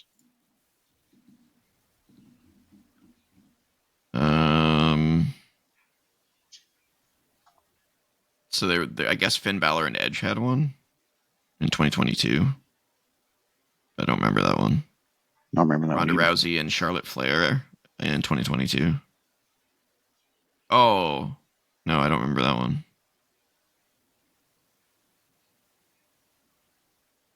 They had 2 I Quit matches, actually, in 2022. That's weird. Roman and Jay had one. Oh, yeah, the I Quit Hell in a Cell match. Oh, That yeah, one that was was a good one. That was good, but I wouldn't put it in the upper echelon of I Quit matches, though. There were some NXT ones that I've never heard of here. Wow, and then all the way back in 2015, Cena and Rusev. I don't remember that one. Alberto Del Rio and Jack Swagger in 2013. Oof. Cena and Miz in 2011. Like, these are so many of these are just so forgettable. They Cena are. and Batista in 2010. Okay, Cena and Orton in 2009. That was a really great one. That was at breaking point. That was a great one. But that's how far you have to go back before you get like a must watch I Quit match. So Darby and Mox could do some really crazy shit in that match. So I'm kind of looking forward to that now. When is Wrestle Dream? October 18th. Okay, so 3 weeks. Okay, Is it? 3 weeks away. Early. I'll check my my scheduler here. Yes, Saturday, October 18th in St. Louis. Yep. Not far away. So I got to build 8 other matches for that. Yes, they do. Yeah, I don't have anything else to say about it. I thought it was pretty good. Just that ending sucked. I hated it. Yeah. I do like Pac with the new look though. The shorter beard. I don't. His No? hair was some crazy. Those big ears. I dug it. All right, predictions. Predictions. We both thought there was going to be Mox to win. That's why I only put 1 on it. But Oh God. could have sworn I thought you were going to pick Darby, because Darby just doesn't really lose coffin matches. But we both picked Mox for 1. Wow. Yeah. Okay. And bonus question. You mentioned it. We brought it up. Was there going to be a return of the fork? Was it going to be a fork retribution? And we both thought there would be. So we both got 1 point for that too. What was their max ceiling? 7 for me and 8 for you. Oof. Yeah. That ending really fucked it up for me. And that's why I put mine a little higher. Or that's why I bumped mine back up, because it exceeded my expectations. I thought it was going to be more crazy bump filled. Yep. And it just wasn't. Which doesn't make it always doesn't make it great, you know? Yeah. Storytelling and moments will always trump violence and spots like that. And just spots, yeah. All right, next up was the AEW Women's World Championship Fatal 4-Way. Timeless Toni Storm defending against Jamie Hayter, Chris Statlander, and Tekla. Let's do our rating.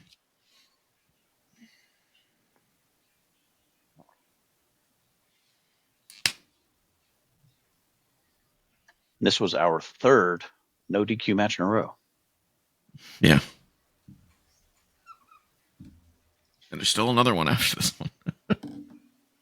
Wow, Yeah. I'm doing really, really well with the crisp numbers today. I think you've been practicing.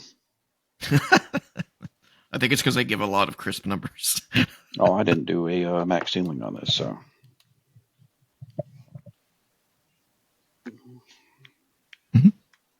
I'm crispy today.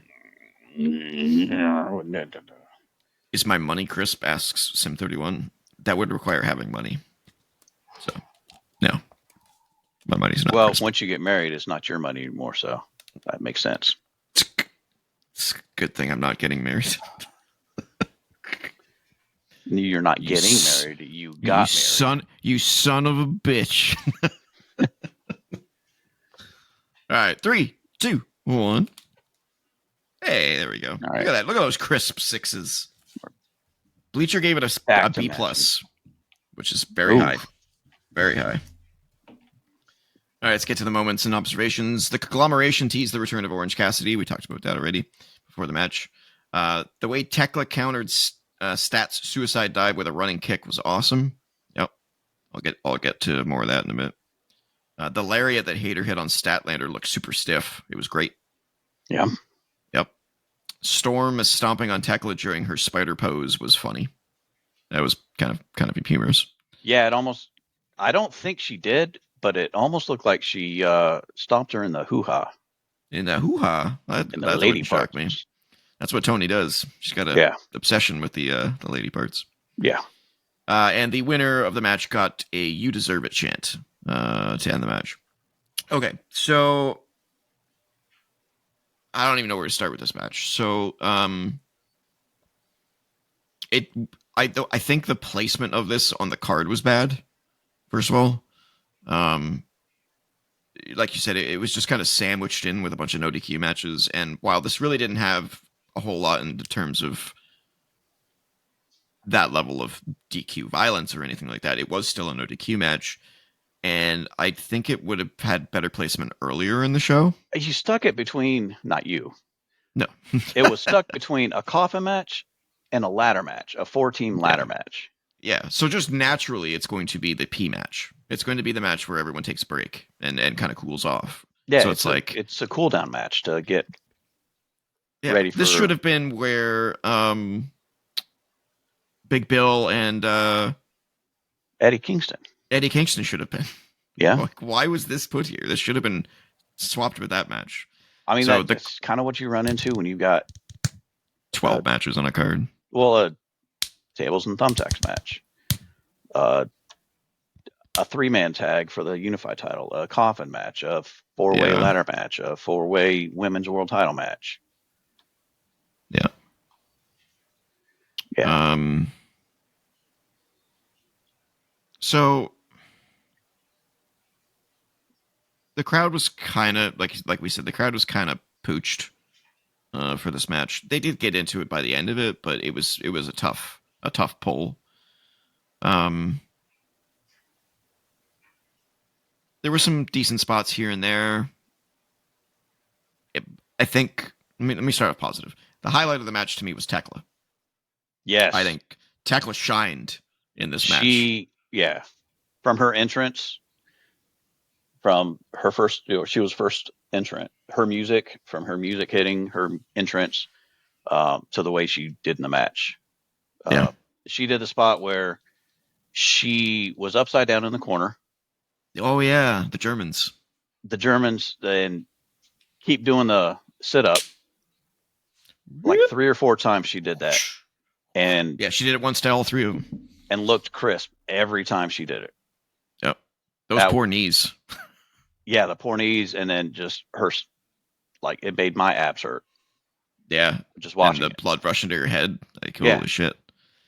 Yeah, she did a bunch of crazy good moves, and she was just really crisp looking in the ring. And she shined, which is kind of a shame, unfortunately, because it was the wrong time to shine.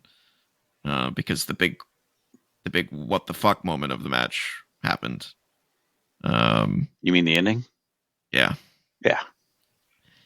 Should we just get to that? Do you have anything else you want to say before we get to that? Because that's the talking point. There was one thing that really stood out to me, and it sounds stupid. Mm-hmm. It was a kick out. Oh, okay.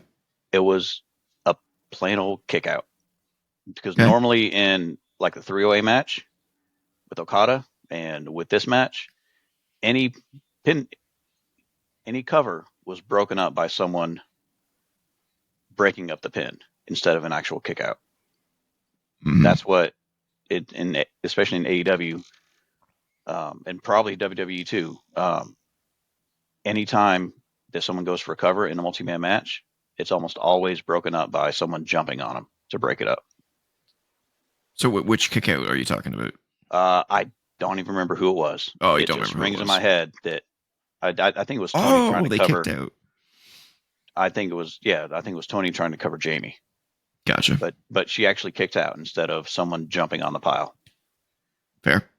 And it Yeah. wasn't a case where the person realized that the person making the save wasn't going to get there in time. Mhm. It was like an actual planned kick out. Yeah. And it was kind of nice to see because not every kick out needs to be at 2.99, and not every Yeah. multi-man match pinfall attempt needs to be broken up by someone else. Agreed. And I So will say that all four women looked pretty good in this match. Like they all did a really good job. Nothing was there wasn't any like significant botches or bad timing or anything like that that I can think of. It was pretty well done, but uh, well, just like the coffin match, the ending was just a big question mark. kind of out of Um, nowhere. yeah, so out of nowhere, Chris Statlander uses like one of those weird pinning combinations to Someone in WWE used one kind of like that recently. Who was it? what was it, Becky, the linchpin? Yes. Yeah. So Statlander used it to pin Storm, the champion, in a fatal four way, and is now your new women's champion, Chris Statlander. And right when she pinned her, you would have thought that right that second she would have been elated and overjoyed, but she just sat there kind of stoic Kind of, and not she was like kind of a, shocked. yeah, well, I don't know if to me, it didn't even look like a shocked look. Tony was the one that looked shocked by it. Stat just kind of looked like, yeah, I just did that. I did that. Okay. Yeah. It Yeah, I don't wasn't know what until that was she had about. gotten the belt handed to her and like a minute later when she kind of showed really any kind of emotion. I My thought that only was, thought is maybe there was an audible called in the I middle don't of the know. match. I don't know. It was weird though. Even the crowd was confused. Um, they like I said, they did chant "You deserve it" to Statlander, and she does deserve it, but this was not the way to do it. Now, I don't know if Um, it had to do with, right before the beginning of the match, and I guess kind of leading up to this, um, Moxley has been in her ear almost like she was being recruited for Death Riders. yeah, And Yuta came then, out. yeah, Yuta came out before the match, said something to her. And so I don't know if her reaction right at the beginning was because she was kind of teasing, be, because of that aspect of it. I don't know. Maybe it was a threat. Maybe it was like, if you don't win this match, we're going to do Maybe. something, and we'll find out about that later, or Yeah. something like that. But yeah, it was just out of nowhere. It's very strange. Very rarely does somebody win a championship in a fatal four way. It's even more rarely does somebody win a championship in a fatal four way by pinning the champion. Yeah. Because usually it's the champion not being involved in the Yeah. pin. And not only that, but they were kind of setting up Jamie Hayter to win, if anybody. Right. So what happened here? Like, it almost feels like one of those Tony Khan swerves for the sake of swerving and not really having a reason. Just being like, oh, you know what? We always have these fatal four ways. We're gonna have someone win, and they're gonna pin the champion, and it's gonna be great, and the people are gonna be shocked, and they're gonna love it. And then what actually happened was everyone was confused and surprised and happy for her, but at the same time they were like, huh?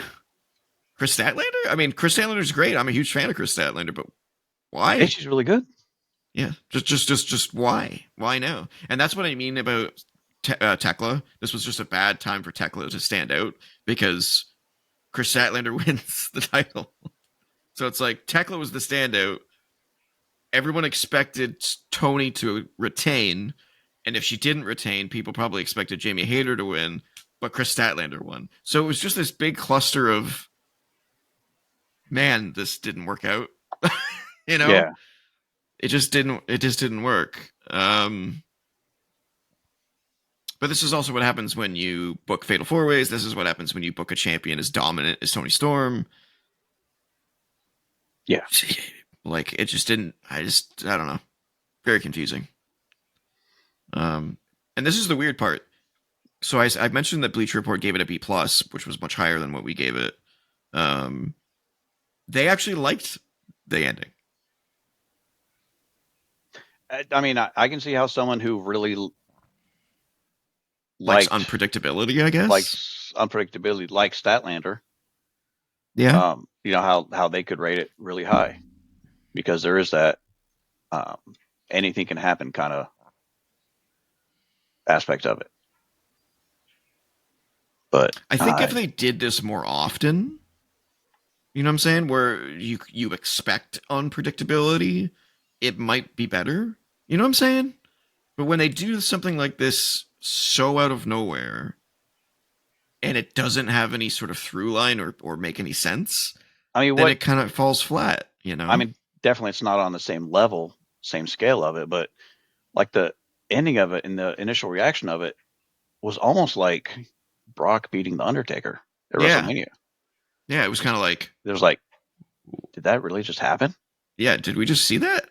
Because... But it was and just like that match, it was kind of in a bad way, right? Where it was like...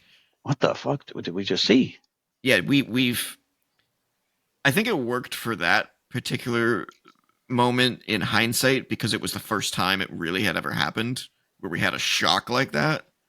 So when we got one like this, it was kind of like not earned, I think is the best way to put it. Does that make sense? Yeah, kind of. Like it just didn't feel like this was an earned championship win. It just felt really random. Like I don't know. Deserved to win it in a one-on-one match.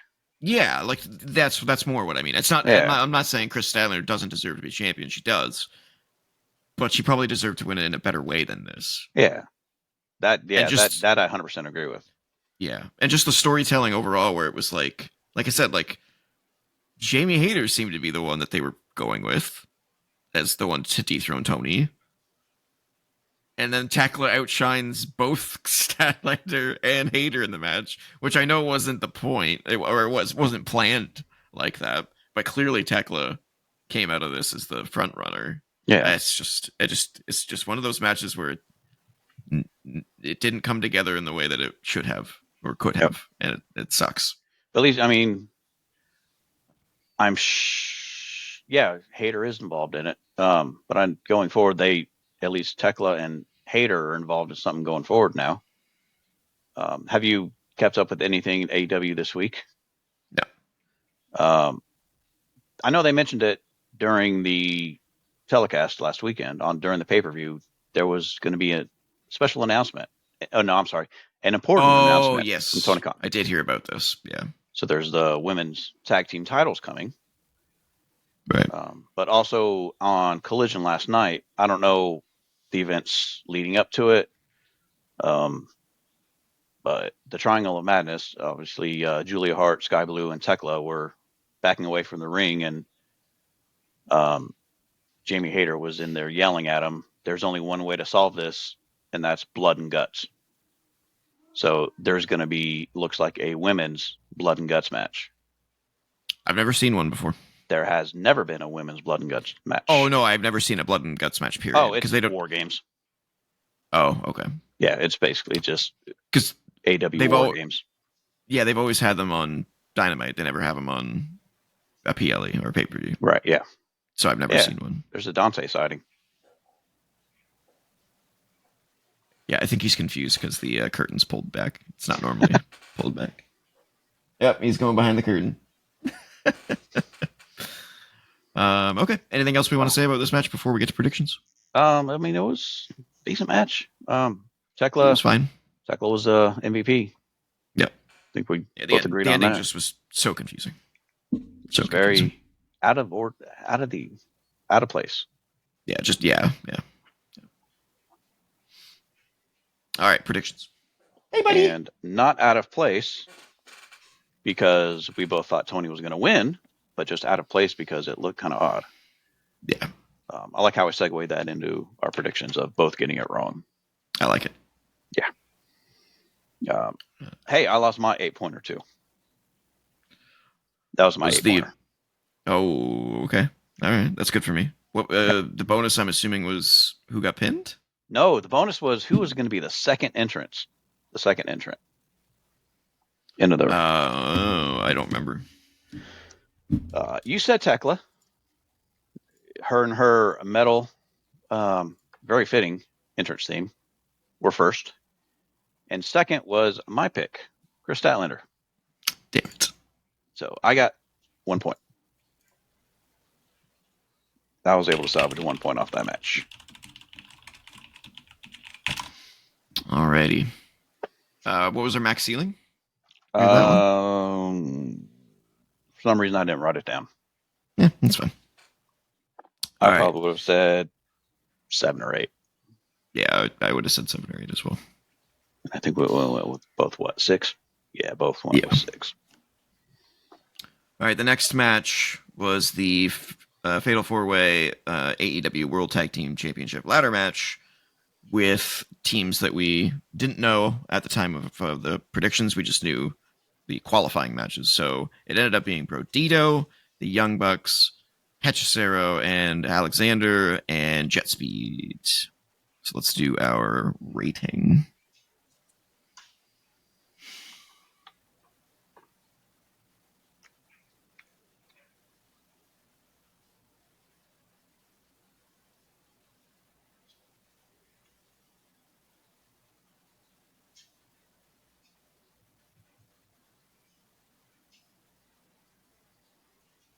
I gotta think about this one.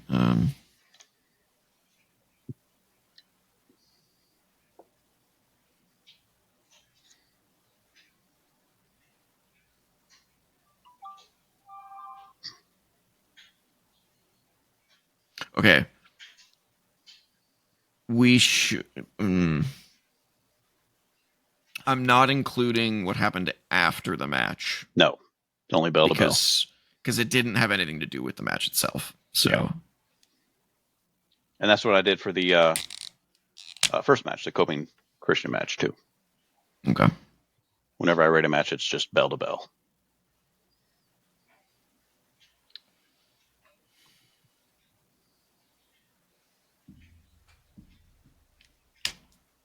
I feel like you're going to give it a higher one than me.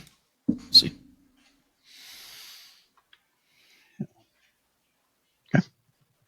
3, 2, 1. Oh, okay. Surprising. Unsurprisingly, Bleacher Report gave it an A-. They seem to definitely aim higher than us for some reason. All right. Notable moments and observations. Brody King suplexing 3 men at once was a cool spot. Now, what match was it that I was watching? I don't know. I think it was. Oh yeah, it was. Maybe I don't know. So when he did the German, was he only grabbing the one person in front of him? Oh, when they did the. Yeah. When he did German 3 people. It was just it was a German conga line. Yeah, that's not the same. No, I don't. That's why I was like, it's not. Because there was one, I think it might have been Shelton doing it to one of the Timu Tongas and Ricochet, where he was just had his arms around the one in front of him, and then the one in front of him had his arms around Ricochet, and they all just choreographed it, synced it all up at the same time. Yeah, that's why I call it the German conga line. Yeah, it's not one man suplexing multiple men. It's just you suplex him, you suplex him, you suplex him. You know, the best one that I've ever seen was Kurt Angle German suplexing Randy Orton, who German suplexed Rey Mysterio at WrestleMania 22. Because Orton took a really good German from Angle, but Ray got flown like 8 feet to the other side of the ring. It was really good. Anyway. I mean, it's not a suplex, but Like a real one where he does the same move to two people at the same time would be like Cena putting two people up on his shoulders for a, for the FU or the attitude adjustment. That's more impressive than the multiple German doesn't make much sense. I mean, I like what you call it, the German Congo line. Yeah, the German Congo line. Same thing with I don't like the double standing suplex where they do that. Yeah, that was I think Jamie Hayter did that in the last match. Oh yeah, I don't like that spot. It just looks so fake. I just don't like it. Yeah, they're just jumping for you. Clearly, you're not lifting them. Yeah. All right. The spot when King, who's King? Brody King, not Burger King. Oh, Brody King. Brody King. Yeah. They should just say Brody in this, but don't call him King. No one calls him King. They call him Brody. The spot when Brody held the ladder with Bandito on it while Bailey hit a moonsault was creative. You could hear Brody urging Bandito to get up unsuccessfully, but he didn't want to drop it with his partner on it. Yeah, it was very, very cool and creative spot. Alexander took a tough bump onto a ladder at ringside. There was a couple of tough bumps. He took a bump like a like 3/4 off, 1/4 on the ladder bump in the corner that he took. That looked really bad. Yeah. And for a person with neck problem history. Yeah. I think it was also him who got thrown over the top rope and onto a ladder that was like bridged outside, and he hit half of it. Yeah. And kind of bounced off of it, and you could see the ladder break, but then come back up, like springed. It's nasty. The moment when Bailey slid under a ladder at the same time that Knight jumped over it was great. Yeah, that was pretty cool. So it was one of those things where they two people were holding the ladder to try and swing it into the other two, but Bailey went under it and Knight jumped over it. Pretty good spot. Hechicero might have dislocated some fingers when they got caught in the ladder. Yeah, that definitely happened. They showed the replay, and I had to close my eyes. I can't stand stuff like that. He was gripping one of the what do you call the steps? There's a name for them. Yeah, one of the rungs on the ladder, and somebody else I think picked it up or it fell or something like that, and his fingers got all jacked up in them or something like that. Bandito doing a moonsault from the top rope to the floor while holding a ladder was nuts. Yeah, that was dangerous as fuck. Holy shit. I remember someone else used to do that back in the day in WWE. Oh, Morrison. Yeah. Morrison used to do that. That's just scary, man. That can really fuck someone up if you're not careful. Yeah, it could. But yeah, this was a really entertaining match. One thing we haven't seen, but I'm sure we will at some point, is someone doing a shooting star press holding a ladder. Like it just that hurts my ribs just thinking about it. You know what I'm saying? That'd be something that Ospreay would do. Yeah, or I can see Omega doing it. Maybe not anymore. Yeah, but I can see Omega doing that. Or side note, he is in a random trios match next Wednesday. Omega? Yeah. So they took him. So he wasn't cleared until 2 weeks after the pay-per-view, I guess. Who knows? Weird. Yeah. All right. Yeah, this was just a really entertaining. I mean, it's a TLC match. What can you really expect besides carnage and chaos and great spots and with 4 teams that have no heat?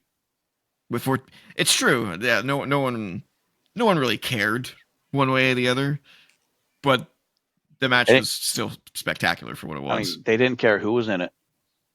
Yeah, it's just a ladder match with 4 teams. Yeah, I mean, yeah, and they did the best they could with what they had.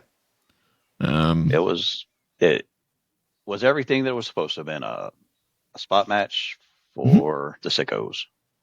Yep. Yeah, I guess I'm a sicko when it comes to this stuff, because you put on a TLC match, I'll watch it. It's a TLC match. How bad could it be? And I enjoyed watching it, but there's nothing that specifically stood out for me to remember because I No, I agree with genuinely that. don't really care about any of the teams. The only thing that stood out to me was Bandito. I thought Bandito shined in this match. Like, I think he was the standout out of all of the And Bandito's individuals. really good. Yeah, he's super good. It's crazy. Um, yeah. And then should we get into the ending here? Sure, yeah. So I don't remember what the actual specific finish was, but I do know that Brodito won. But what was kind of confusing and weird was after the match, the Young Bucks were in the ring, and Jack Perry returned. Yeah. to Why the confront Bucks were the them. last ones in the ring? Yeah, I don't know. Obviously it was so Jack Perry could do his thing, but there Yeah, was really yeah. No legitimate reason no why they were legitimate still in reason the for ring. them to be the last ones in the ring. Yeah, no, it made no sense. Yeah. But yeah, Jack Perry comes out to confront the Young Bucks, and the Young Bucks were kind of like, "Really? It's 2-on-1, bro. We're gonna whoop your ass." And then the lights go out, and a confusing video package of Kill Switch on like an operating table, almost like a Frankenstein-esque thing happens where he like gets brought back to life, and Luchasaurus is back, appears in the ring. He chokeslammed both the Bucks, threw away his kill switch belt, hugged Jack Perry, and then their old tag team music started to play. Tarzan Boy. Tarzan Boy, yeah. So before All In, when it was, or no, not All In, whatever the last one was over in London. Forbidden Door. Was it Forbidden? Forbidden Yeah, Door. Forbidden Door. When Nick Wayne couldn't do it because he broke his foot. And then they played a video of who his replacement was going to be, and ended up being Killswitch. It was basically that same thing, except in that video for Forbidden Door, you didn't see who the person bringing him back to life was. You didn't see who the person who was bringing back Killswitch to life. They showed the hand with the needle, injecting him with whatever it was, the Tony Khan serum mix. Yeah, the serum. But you never saw who it was. But they just basically replayed it for Jack Perry to be the person. Which kind of brings the question, why the hell bring Killswitch back for that other match? If you're just going to bring him back as Luchasaurus for Jungle Boy. Yeah, that was my problem. That was exactly my problem with it too, was that video package of him being brought back to life would have made more sense if he was gone for a while. Yeah. I mean, but he obviously wasn't. He was, but not in the last really. month. Yeah, it was like 4 weeks, and then he's, and what's the explanation for him switching sides? We don't have any. We don't have really any explanation as to why Jack Perry is suddenly a good guy again. I mean, the fact the Young Bucks thing, but yeah, their YouTube thing, and they kind of just shoved it. Plainly, just casually mentioned that the commentary did. Oh yeah, we saw them on Being the Elite when Jack Perry sent a hand note that said, "I'm not going to forgive you for not helping me," or something like that. And they just said it passing by, like we were all supposed to know why that happened. You know what this feels like to me is the John Cena heel turn ending, where they were like, nobody wants to boo Luchasaurus, nobody wants to call him Killswitch. Jack Perry's heel turn's not working out. Let's just put it back together. It's fine. It doesn't matter why. Just put it back together. It's fine. I mean, that's what it feels like to me. I mean, he was heel before he, for the whole thing with Punk at All in 23. I mean, he was heel before that, so I mean, it was kind of working. But I think it was working back then. But then after Punk left, I think he just kind of And when he was gone went for a while downhill and came back as the scapegoat. Yeah, and just nobody cared. So that's what I think. I think they're just like, fuck it. It's not working. Let's put them back together. That's what people are here to see is the Jungle Boy and Luchasaurus. Yeah, and it's like now everybody's ready to cheer for Jack Perry again. Whatever. Yeah, it just feels like they gave up.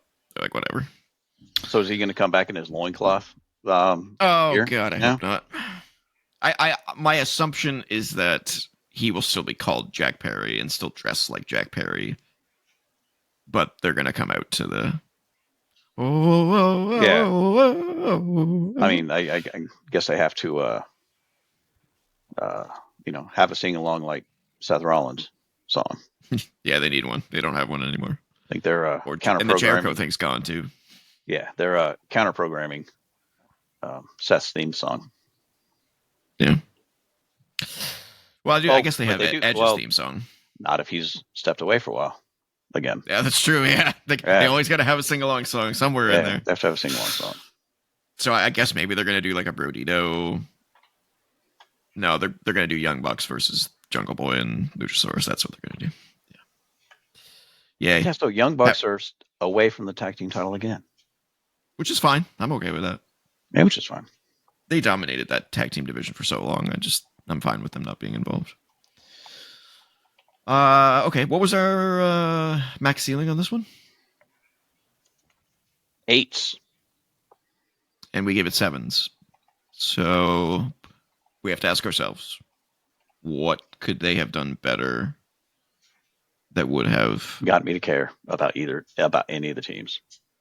But then wouldn't your max ceiling be a 7 then? Because that was before the match. I'm not going up. But okay, your max ceiling should have been 7 then, is what I'm saying. Yeah. My max ceiling should have been 7. Should have been 7. I'm not giving this the highest rating of any match. I'm not saying I will not say that this was as good as the MJF Briscoe match. Okay. I will keep mine as is. I will keep mine as is. All right, predictions. Oh, wow, there's a lot of bonus predictions for this one. There are. Man, no, I didn't already write it. I don't think. I could have already erased it, but. All right. Well, we both thought Brodito was going to win. Too early to take the belts off of him. Me for 7, you for 2. Oh, God. Oh, God. Just pouring salt on the wound at this point. Damn. All right. There goes my 3 points that I regained. So the bonus questions. One for each qualifying match. TJ. Yes. Read the first qualifying match. Oh, God. Do I have them? Where did I put them? I think they were probably in our discussion forum, right? Oh, yeah. Okay. Top Flight versus Hechicero and Josh Alexander. All right. We both said Hechicero and Alexander. Okay. TJ, read the second match. Kip Sabian and Killswitch versus Mike Bailey, Kevin Knight. We both picked Jet Speed. And Bang Bang Gang or Young Bucks. We both said Young Bucks. Wow. That's impressive. Yeah. Is that not impressive? That's impressive. All right. That's funny. Alrighty. Yeah, that's pretty impressive. I think we deserve a pat on the back for that one. Yes. 3 for 3 on that one. DIY. Yeah, exactly. Yeah, is that what they do? Yeah. That's awesome. All right, last match. AEW World Championship Hangman Adam Page versus Kyle Fletcher. Let's do a rating.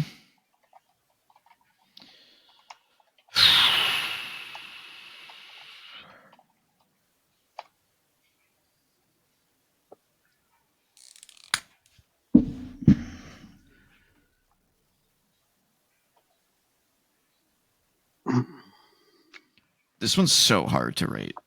It is. Because there are so many reasons that it's positive, and there are so many reasons that it's negative. So how do I balance those out?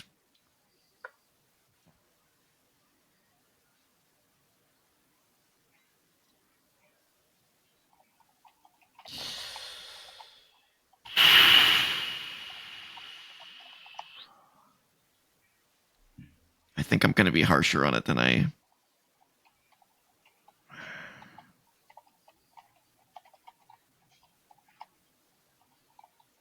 Yeah, I can't be super nice on this one.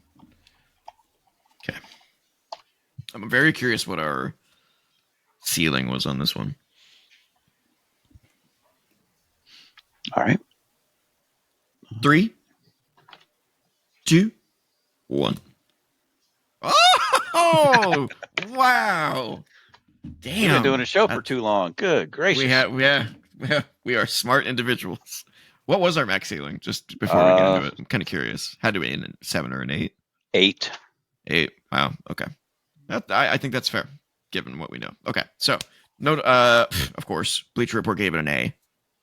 Yeah. Notable moments and observations. Darby Allin was shown busting out of the casket and attacking Moxley with a pipe before the main event took place. He put Mox in a body bag and lit it on fire. Yeah. Members of the crew put it out fast and dragged Allin away. Yeah, that was so dumb. This was before the match. And I guess we were led to believe that Darby stayed in that the whole time, yeah. The whole time. Got himself out of the body bag. Yeah. But stayed inside of it. But just waited. And just waited. So and stupid. was he put in there with the lead pipe? That's a good question. Because he had the lead pipe in there with him. Was there a lead pipe in the match? Yes. Oh, okay. Maybe it was just in there. He did end up choking Moxley with it. Yeah, weird. Okay. Oh, and after the last match, they had like 2 different video packages and that backstage segment. Yeah, it was a big break between. So the it main was event and, very WWE-ish. You had like, and not only there was another reason for that too, which I'll get to in a second. You had like their second point here was between the matches. Fletcher debuted a new intro to his entrance music with his own voiceover. I didn't notice this, so I did notice the new intro, but I don't know if that's going to be if I want to go back and watch Collision from last night, I can see if was just a one-time thing, which I suspect it probably was.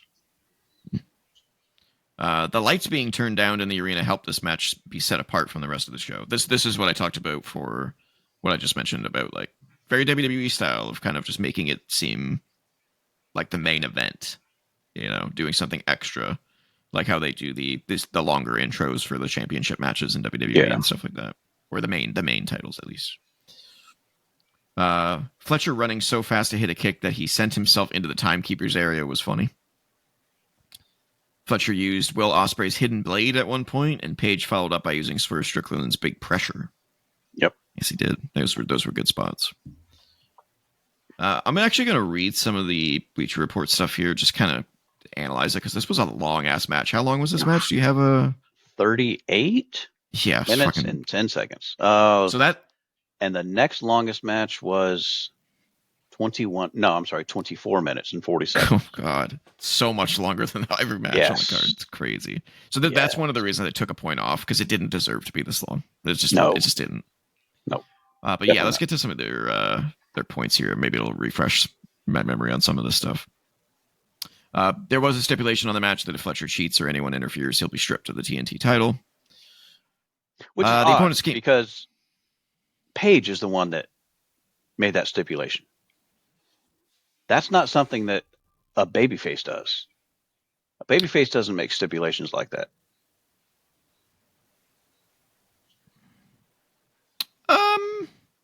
I mean, I think it makes sense in the context that he didn't want to deal with the Don Callis family. But I mean, normally the heel would be like, "Yeah, I'll take the match," but if there's any outside interference, you're going to lose your title. Yeah, kind of thing, or a DQ. Yeah. I mean, that sounds like something MJF would do. did. Yeah. Because he Or did. Christian. Yeah. It's not Paige. Yeah, it's a little weird. The opponents came together in the middle of the ring and talked a little trash before going for the first lockup. The first few moments before this was pure mayhem, so they set themselves, or the first few matches before this was pure mayhem, so they set themselves apart by making this more of a traditional wrestling bout at first. However, once they took the fight out of the ring, Fletcher used a chair to hit a big dive over the barricade to take Hangman down. It may have done more damage to him because Page was the first to his feet. It doesn't talk about it in this, but when they did that spot, Hangman rolled backwards into one of the fans that were in a chair, and he quickly like rolled sideways and forward and kind of leaned into the fan and was like, "Yeah, all right, okay." Yeah. And then before they went back to the ring, he checked on him again and was like, "You sure you're all right? You sure you're all right?" The fan was cool, but props to Hangman for doing that. That's not something I expect out of AEW guys for some reason. Just but that was cool. For the next several minutes, the Protostar seemed to have the upper hand. More often than not, Hangman kept finding ways to get in bursts of offense, but it felt like Fletcher had control for longer periods of time. They paced this match almost perfectly. They slowed down to sell, and they sped up to get the crowd excited again. The big spots felt like they meant something because they weren't just moving from one big thing to the next. I agree with that. They definitely treated this like a WWE match, which I think is why it was as long as it was, because they kept taking so many breaks, which is good and bad, obviously, as we've discussed, because it didn't need to be that long. And they didn't need to do so much. Yeah, no, not for a match like these two guys. My assumption is that they wanted to make Kyle Fletcher look like $1 million, and that's why they did it. But you don't need this match to do it. No, they don't. He already does. Yeah. Fletcher hit a brainbuster to put Page through the timekeeper's table, but both men were down for a long time afterwards. When they got back in the ring, Fletcher hit 2 running kicks, followed by another brainbuster, but he couldn't get the pin. This is where they kind of lost me a little bit, where I was like, oh, here we go. The 70,000 kickouts of $1 million crazy moves. A few moments later, Hangman put Fletcher through a different table with a dead eye. The bump looked nasty for Fletcher, but he was able to continue. They continued to fight for several more minutes, trading several near falls. Hangman appeared to have nothing left as a confident Fletcher stood there and no-sold his strikes, but he was able to hit the deadeye from the middle rope, nailing the buckshot lariat for the pin and the win. Page is still your World Heavyweight Champion. So the other reason I took a point away was that ending, where Fletcher was basically like toying with him. Yeah. Where I was like, really, the only reason that Fletcher isn't going to win this is because he's being overconfident? Yeah. Okay, I guess. But you basically made him look like a chump by doing that. Because he could have won the title like 6 times. Yeah. Page was throwing bombs at him, and Fletcher's like, no, you're out of gas. That should have been it. Like that, I was expecting, like, when I was watching that, I'm like, oh my god, they're actually going to do it. They're going to give Fletcher the fucking title. And then somehow Adam Page comes back, and I'm like, not that I dislike Adam Page as champion, but when you do an ending like that mimics Taker and HBK and Taker and Triple H from WrestleMania matches, right, where they're like clawing to get back up, those guys lost. So you're saying Kyle Fletcher is better than HBK and Triple H? Is that what you're saying? Yeah, and like the whole thing going into it was Fletcher saying, I'm going to take the title. I'm the person to take it from you. And Page saying, you're not ready. Basically, you're not ready to be champion. But Fletcher hung with him the whole time, didn't get gassed at all. And he was there standing right at the end with him. So it's almost like Page was going into it being the heel champion, saying, you don't deserve a shot with me. And a babyface Fletcher saying, yeah, I do. I'm going to challenge you and I'm going to take it. And he stood toe to toe with him the whole time. Mm-hmm. And then just lost it at the end, being careless. Yeah. Which well, I guess for the story is like, okay, but it's like, that just makes Fletcher look dumb. Yeah. It's like, you had the win.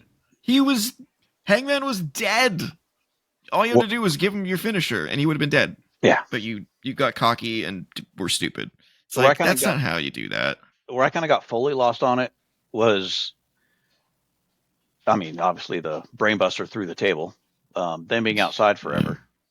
Yeah. Um, They were out there for a long ass mainly time. just the one spot that Paige always does on pay-per-view, which is the Deadeye off the apron through the table.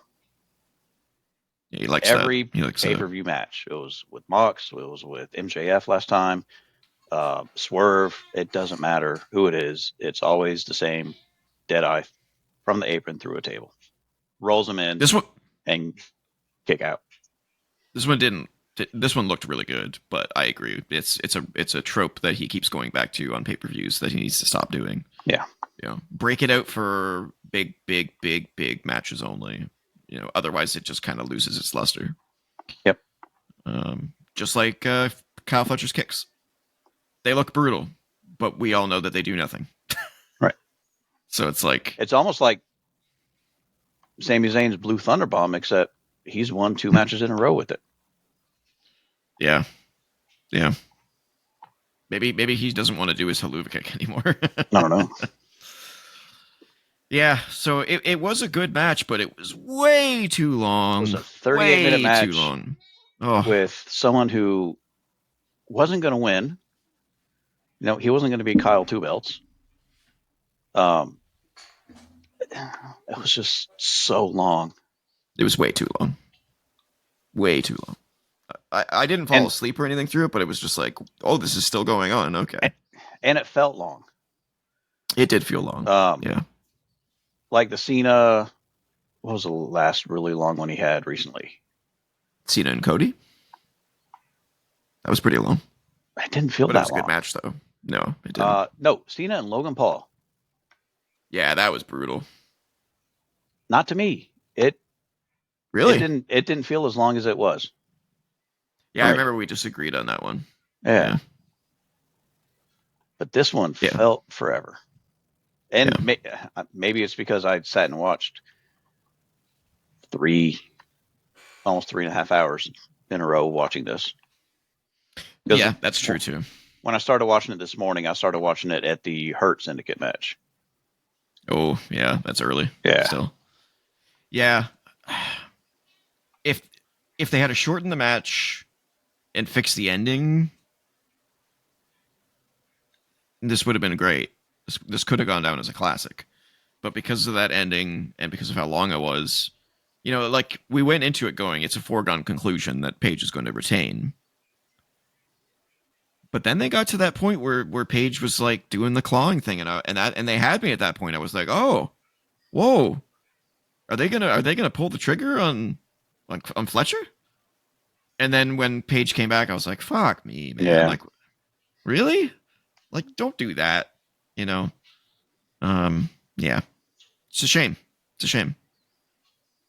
I think Fletcher learned a lot in this match, though. Taking your time is a good thing.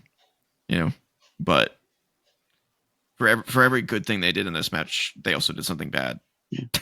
I mean, and that's one of the things that we mentioned that we talked about in the predictions was Kyle was going to be incredible if he just slows down. Mm-hmm. And he is great. But I don't think he's going to learn to do it perfectly in AEW. He needs to go to WWE where they actually know what they're doing. Well, when it comes to match booking. There are some in AEW that do that and are good at that. MJF's really good at MJF, yeah. Obviously, Copeland, Christian.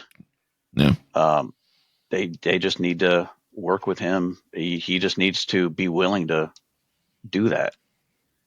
Because that's not what gets the star ratings. And I think I saw this one got it's like 5.5 stars. What a broken scale. I hate Meltzer's scale so much. Yeah. It doesn't even make any sense anymore. No, it's just stupid. It doesn't. It's so stupid. Yeah.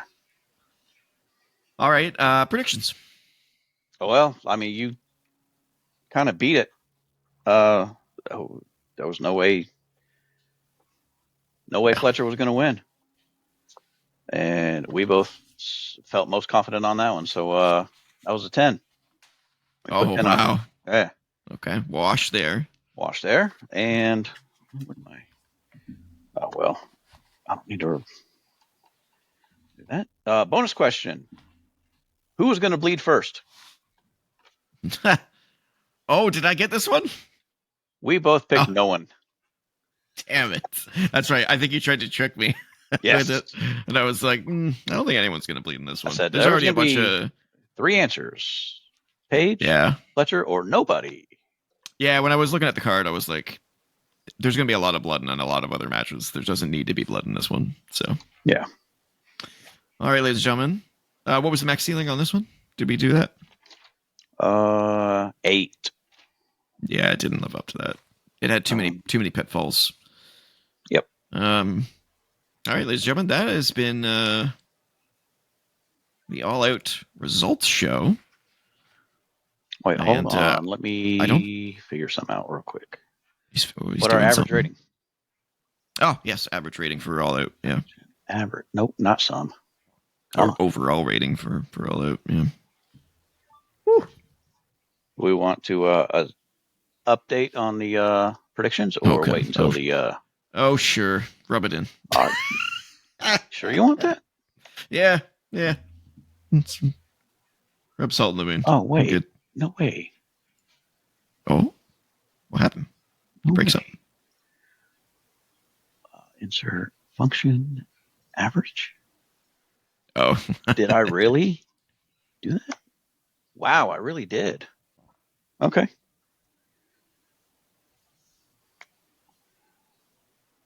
Your average is higher than mine? Is that what you're going to say? No. Mine was an even number. Oh, that's rare. With no point. And yours was just 1/10 of a point higher than mine. Wow. 6 and a 6.1. So interesting. Yeah, my prediction. My prediction is that's going to be the highest of the 3 this week. That's pretty high. Like normally we're in like the 6 range. Sometimes the mid to high 5s. So that's pretty high for us, I think. I still think one's going to be higher. You still think one's going to be higher? I still think one's going to be higher, yeah.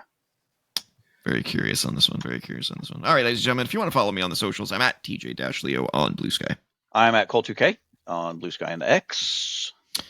If you want to email us, you can do so at co.op.podcasts@gmail.com. Don't forget to comment, like, share, subscribe, ring the bell for notifications, and join the Discord. Co-op Club. What am I saying? Join the Co-op Club Discord community server where myself, Sim31, Colt2K, so many others are talking about wrestling, talking about gaming, talking about world events, all that good stuff. And then later on this week, we will be doing the No Mercy and WrestlePalooza results show to find out who, in the end, brings this puppy home. And I'm not confident that it's going to be me. Not confident. We've got 11 more matches. We do have 11 more matches to get through. Yes, We're only halfway there. Not even halfway there. So, Cole. Yes, sir. Take us out. Well, that's going to wrap up part 1 of Wrestling Renaissance Prediction Marathon. We've gone through AEW All Out, dropped our ratings, and made our picks. But we're only halfway there, just like Bon Jovi. WrestlePalooza and NXT No Mercy are still on deck, so the war of predictions is far from over. Until next time, keep your finisher snug, your storylines tight, and remember, someone's walking out a genius and someone else is walking out exposed. Keep the Renaissance alive.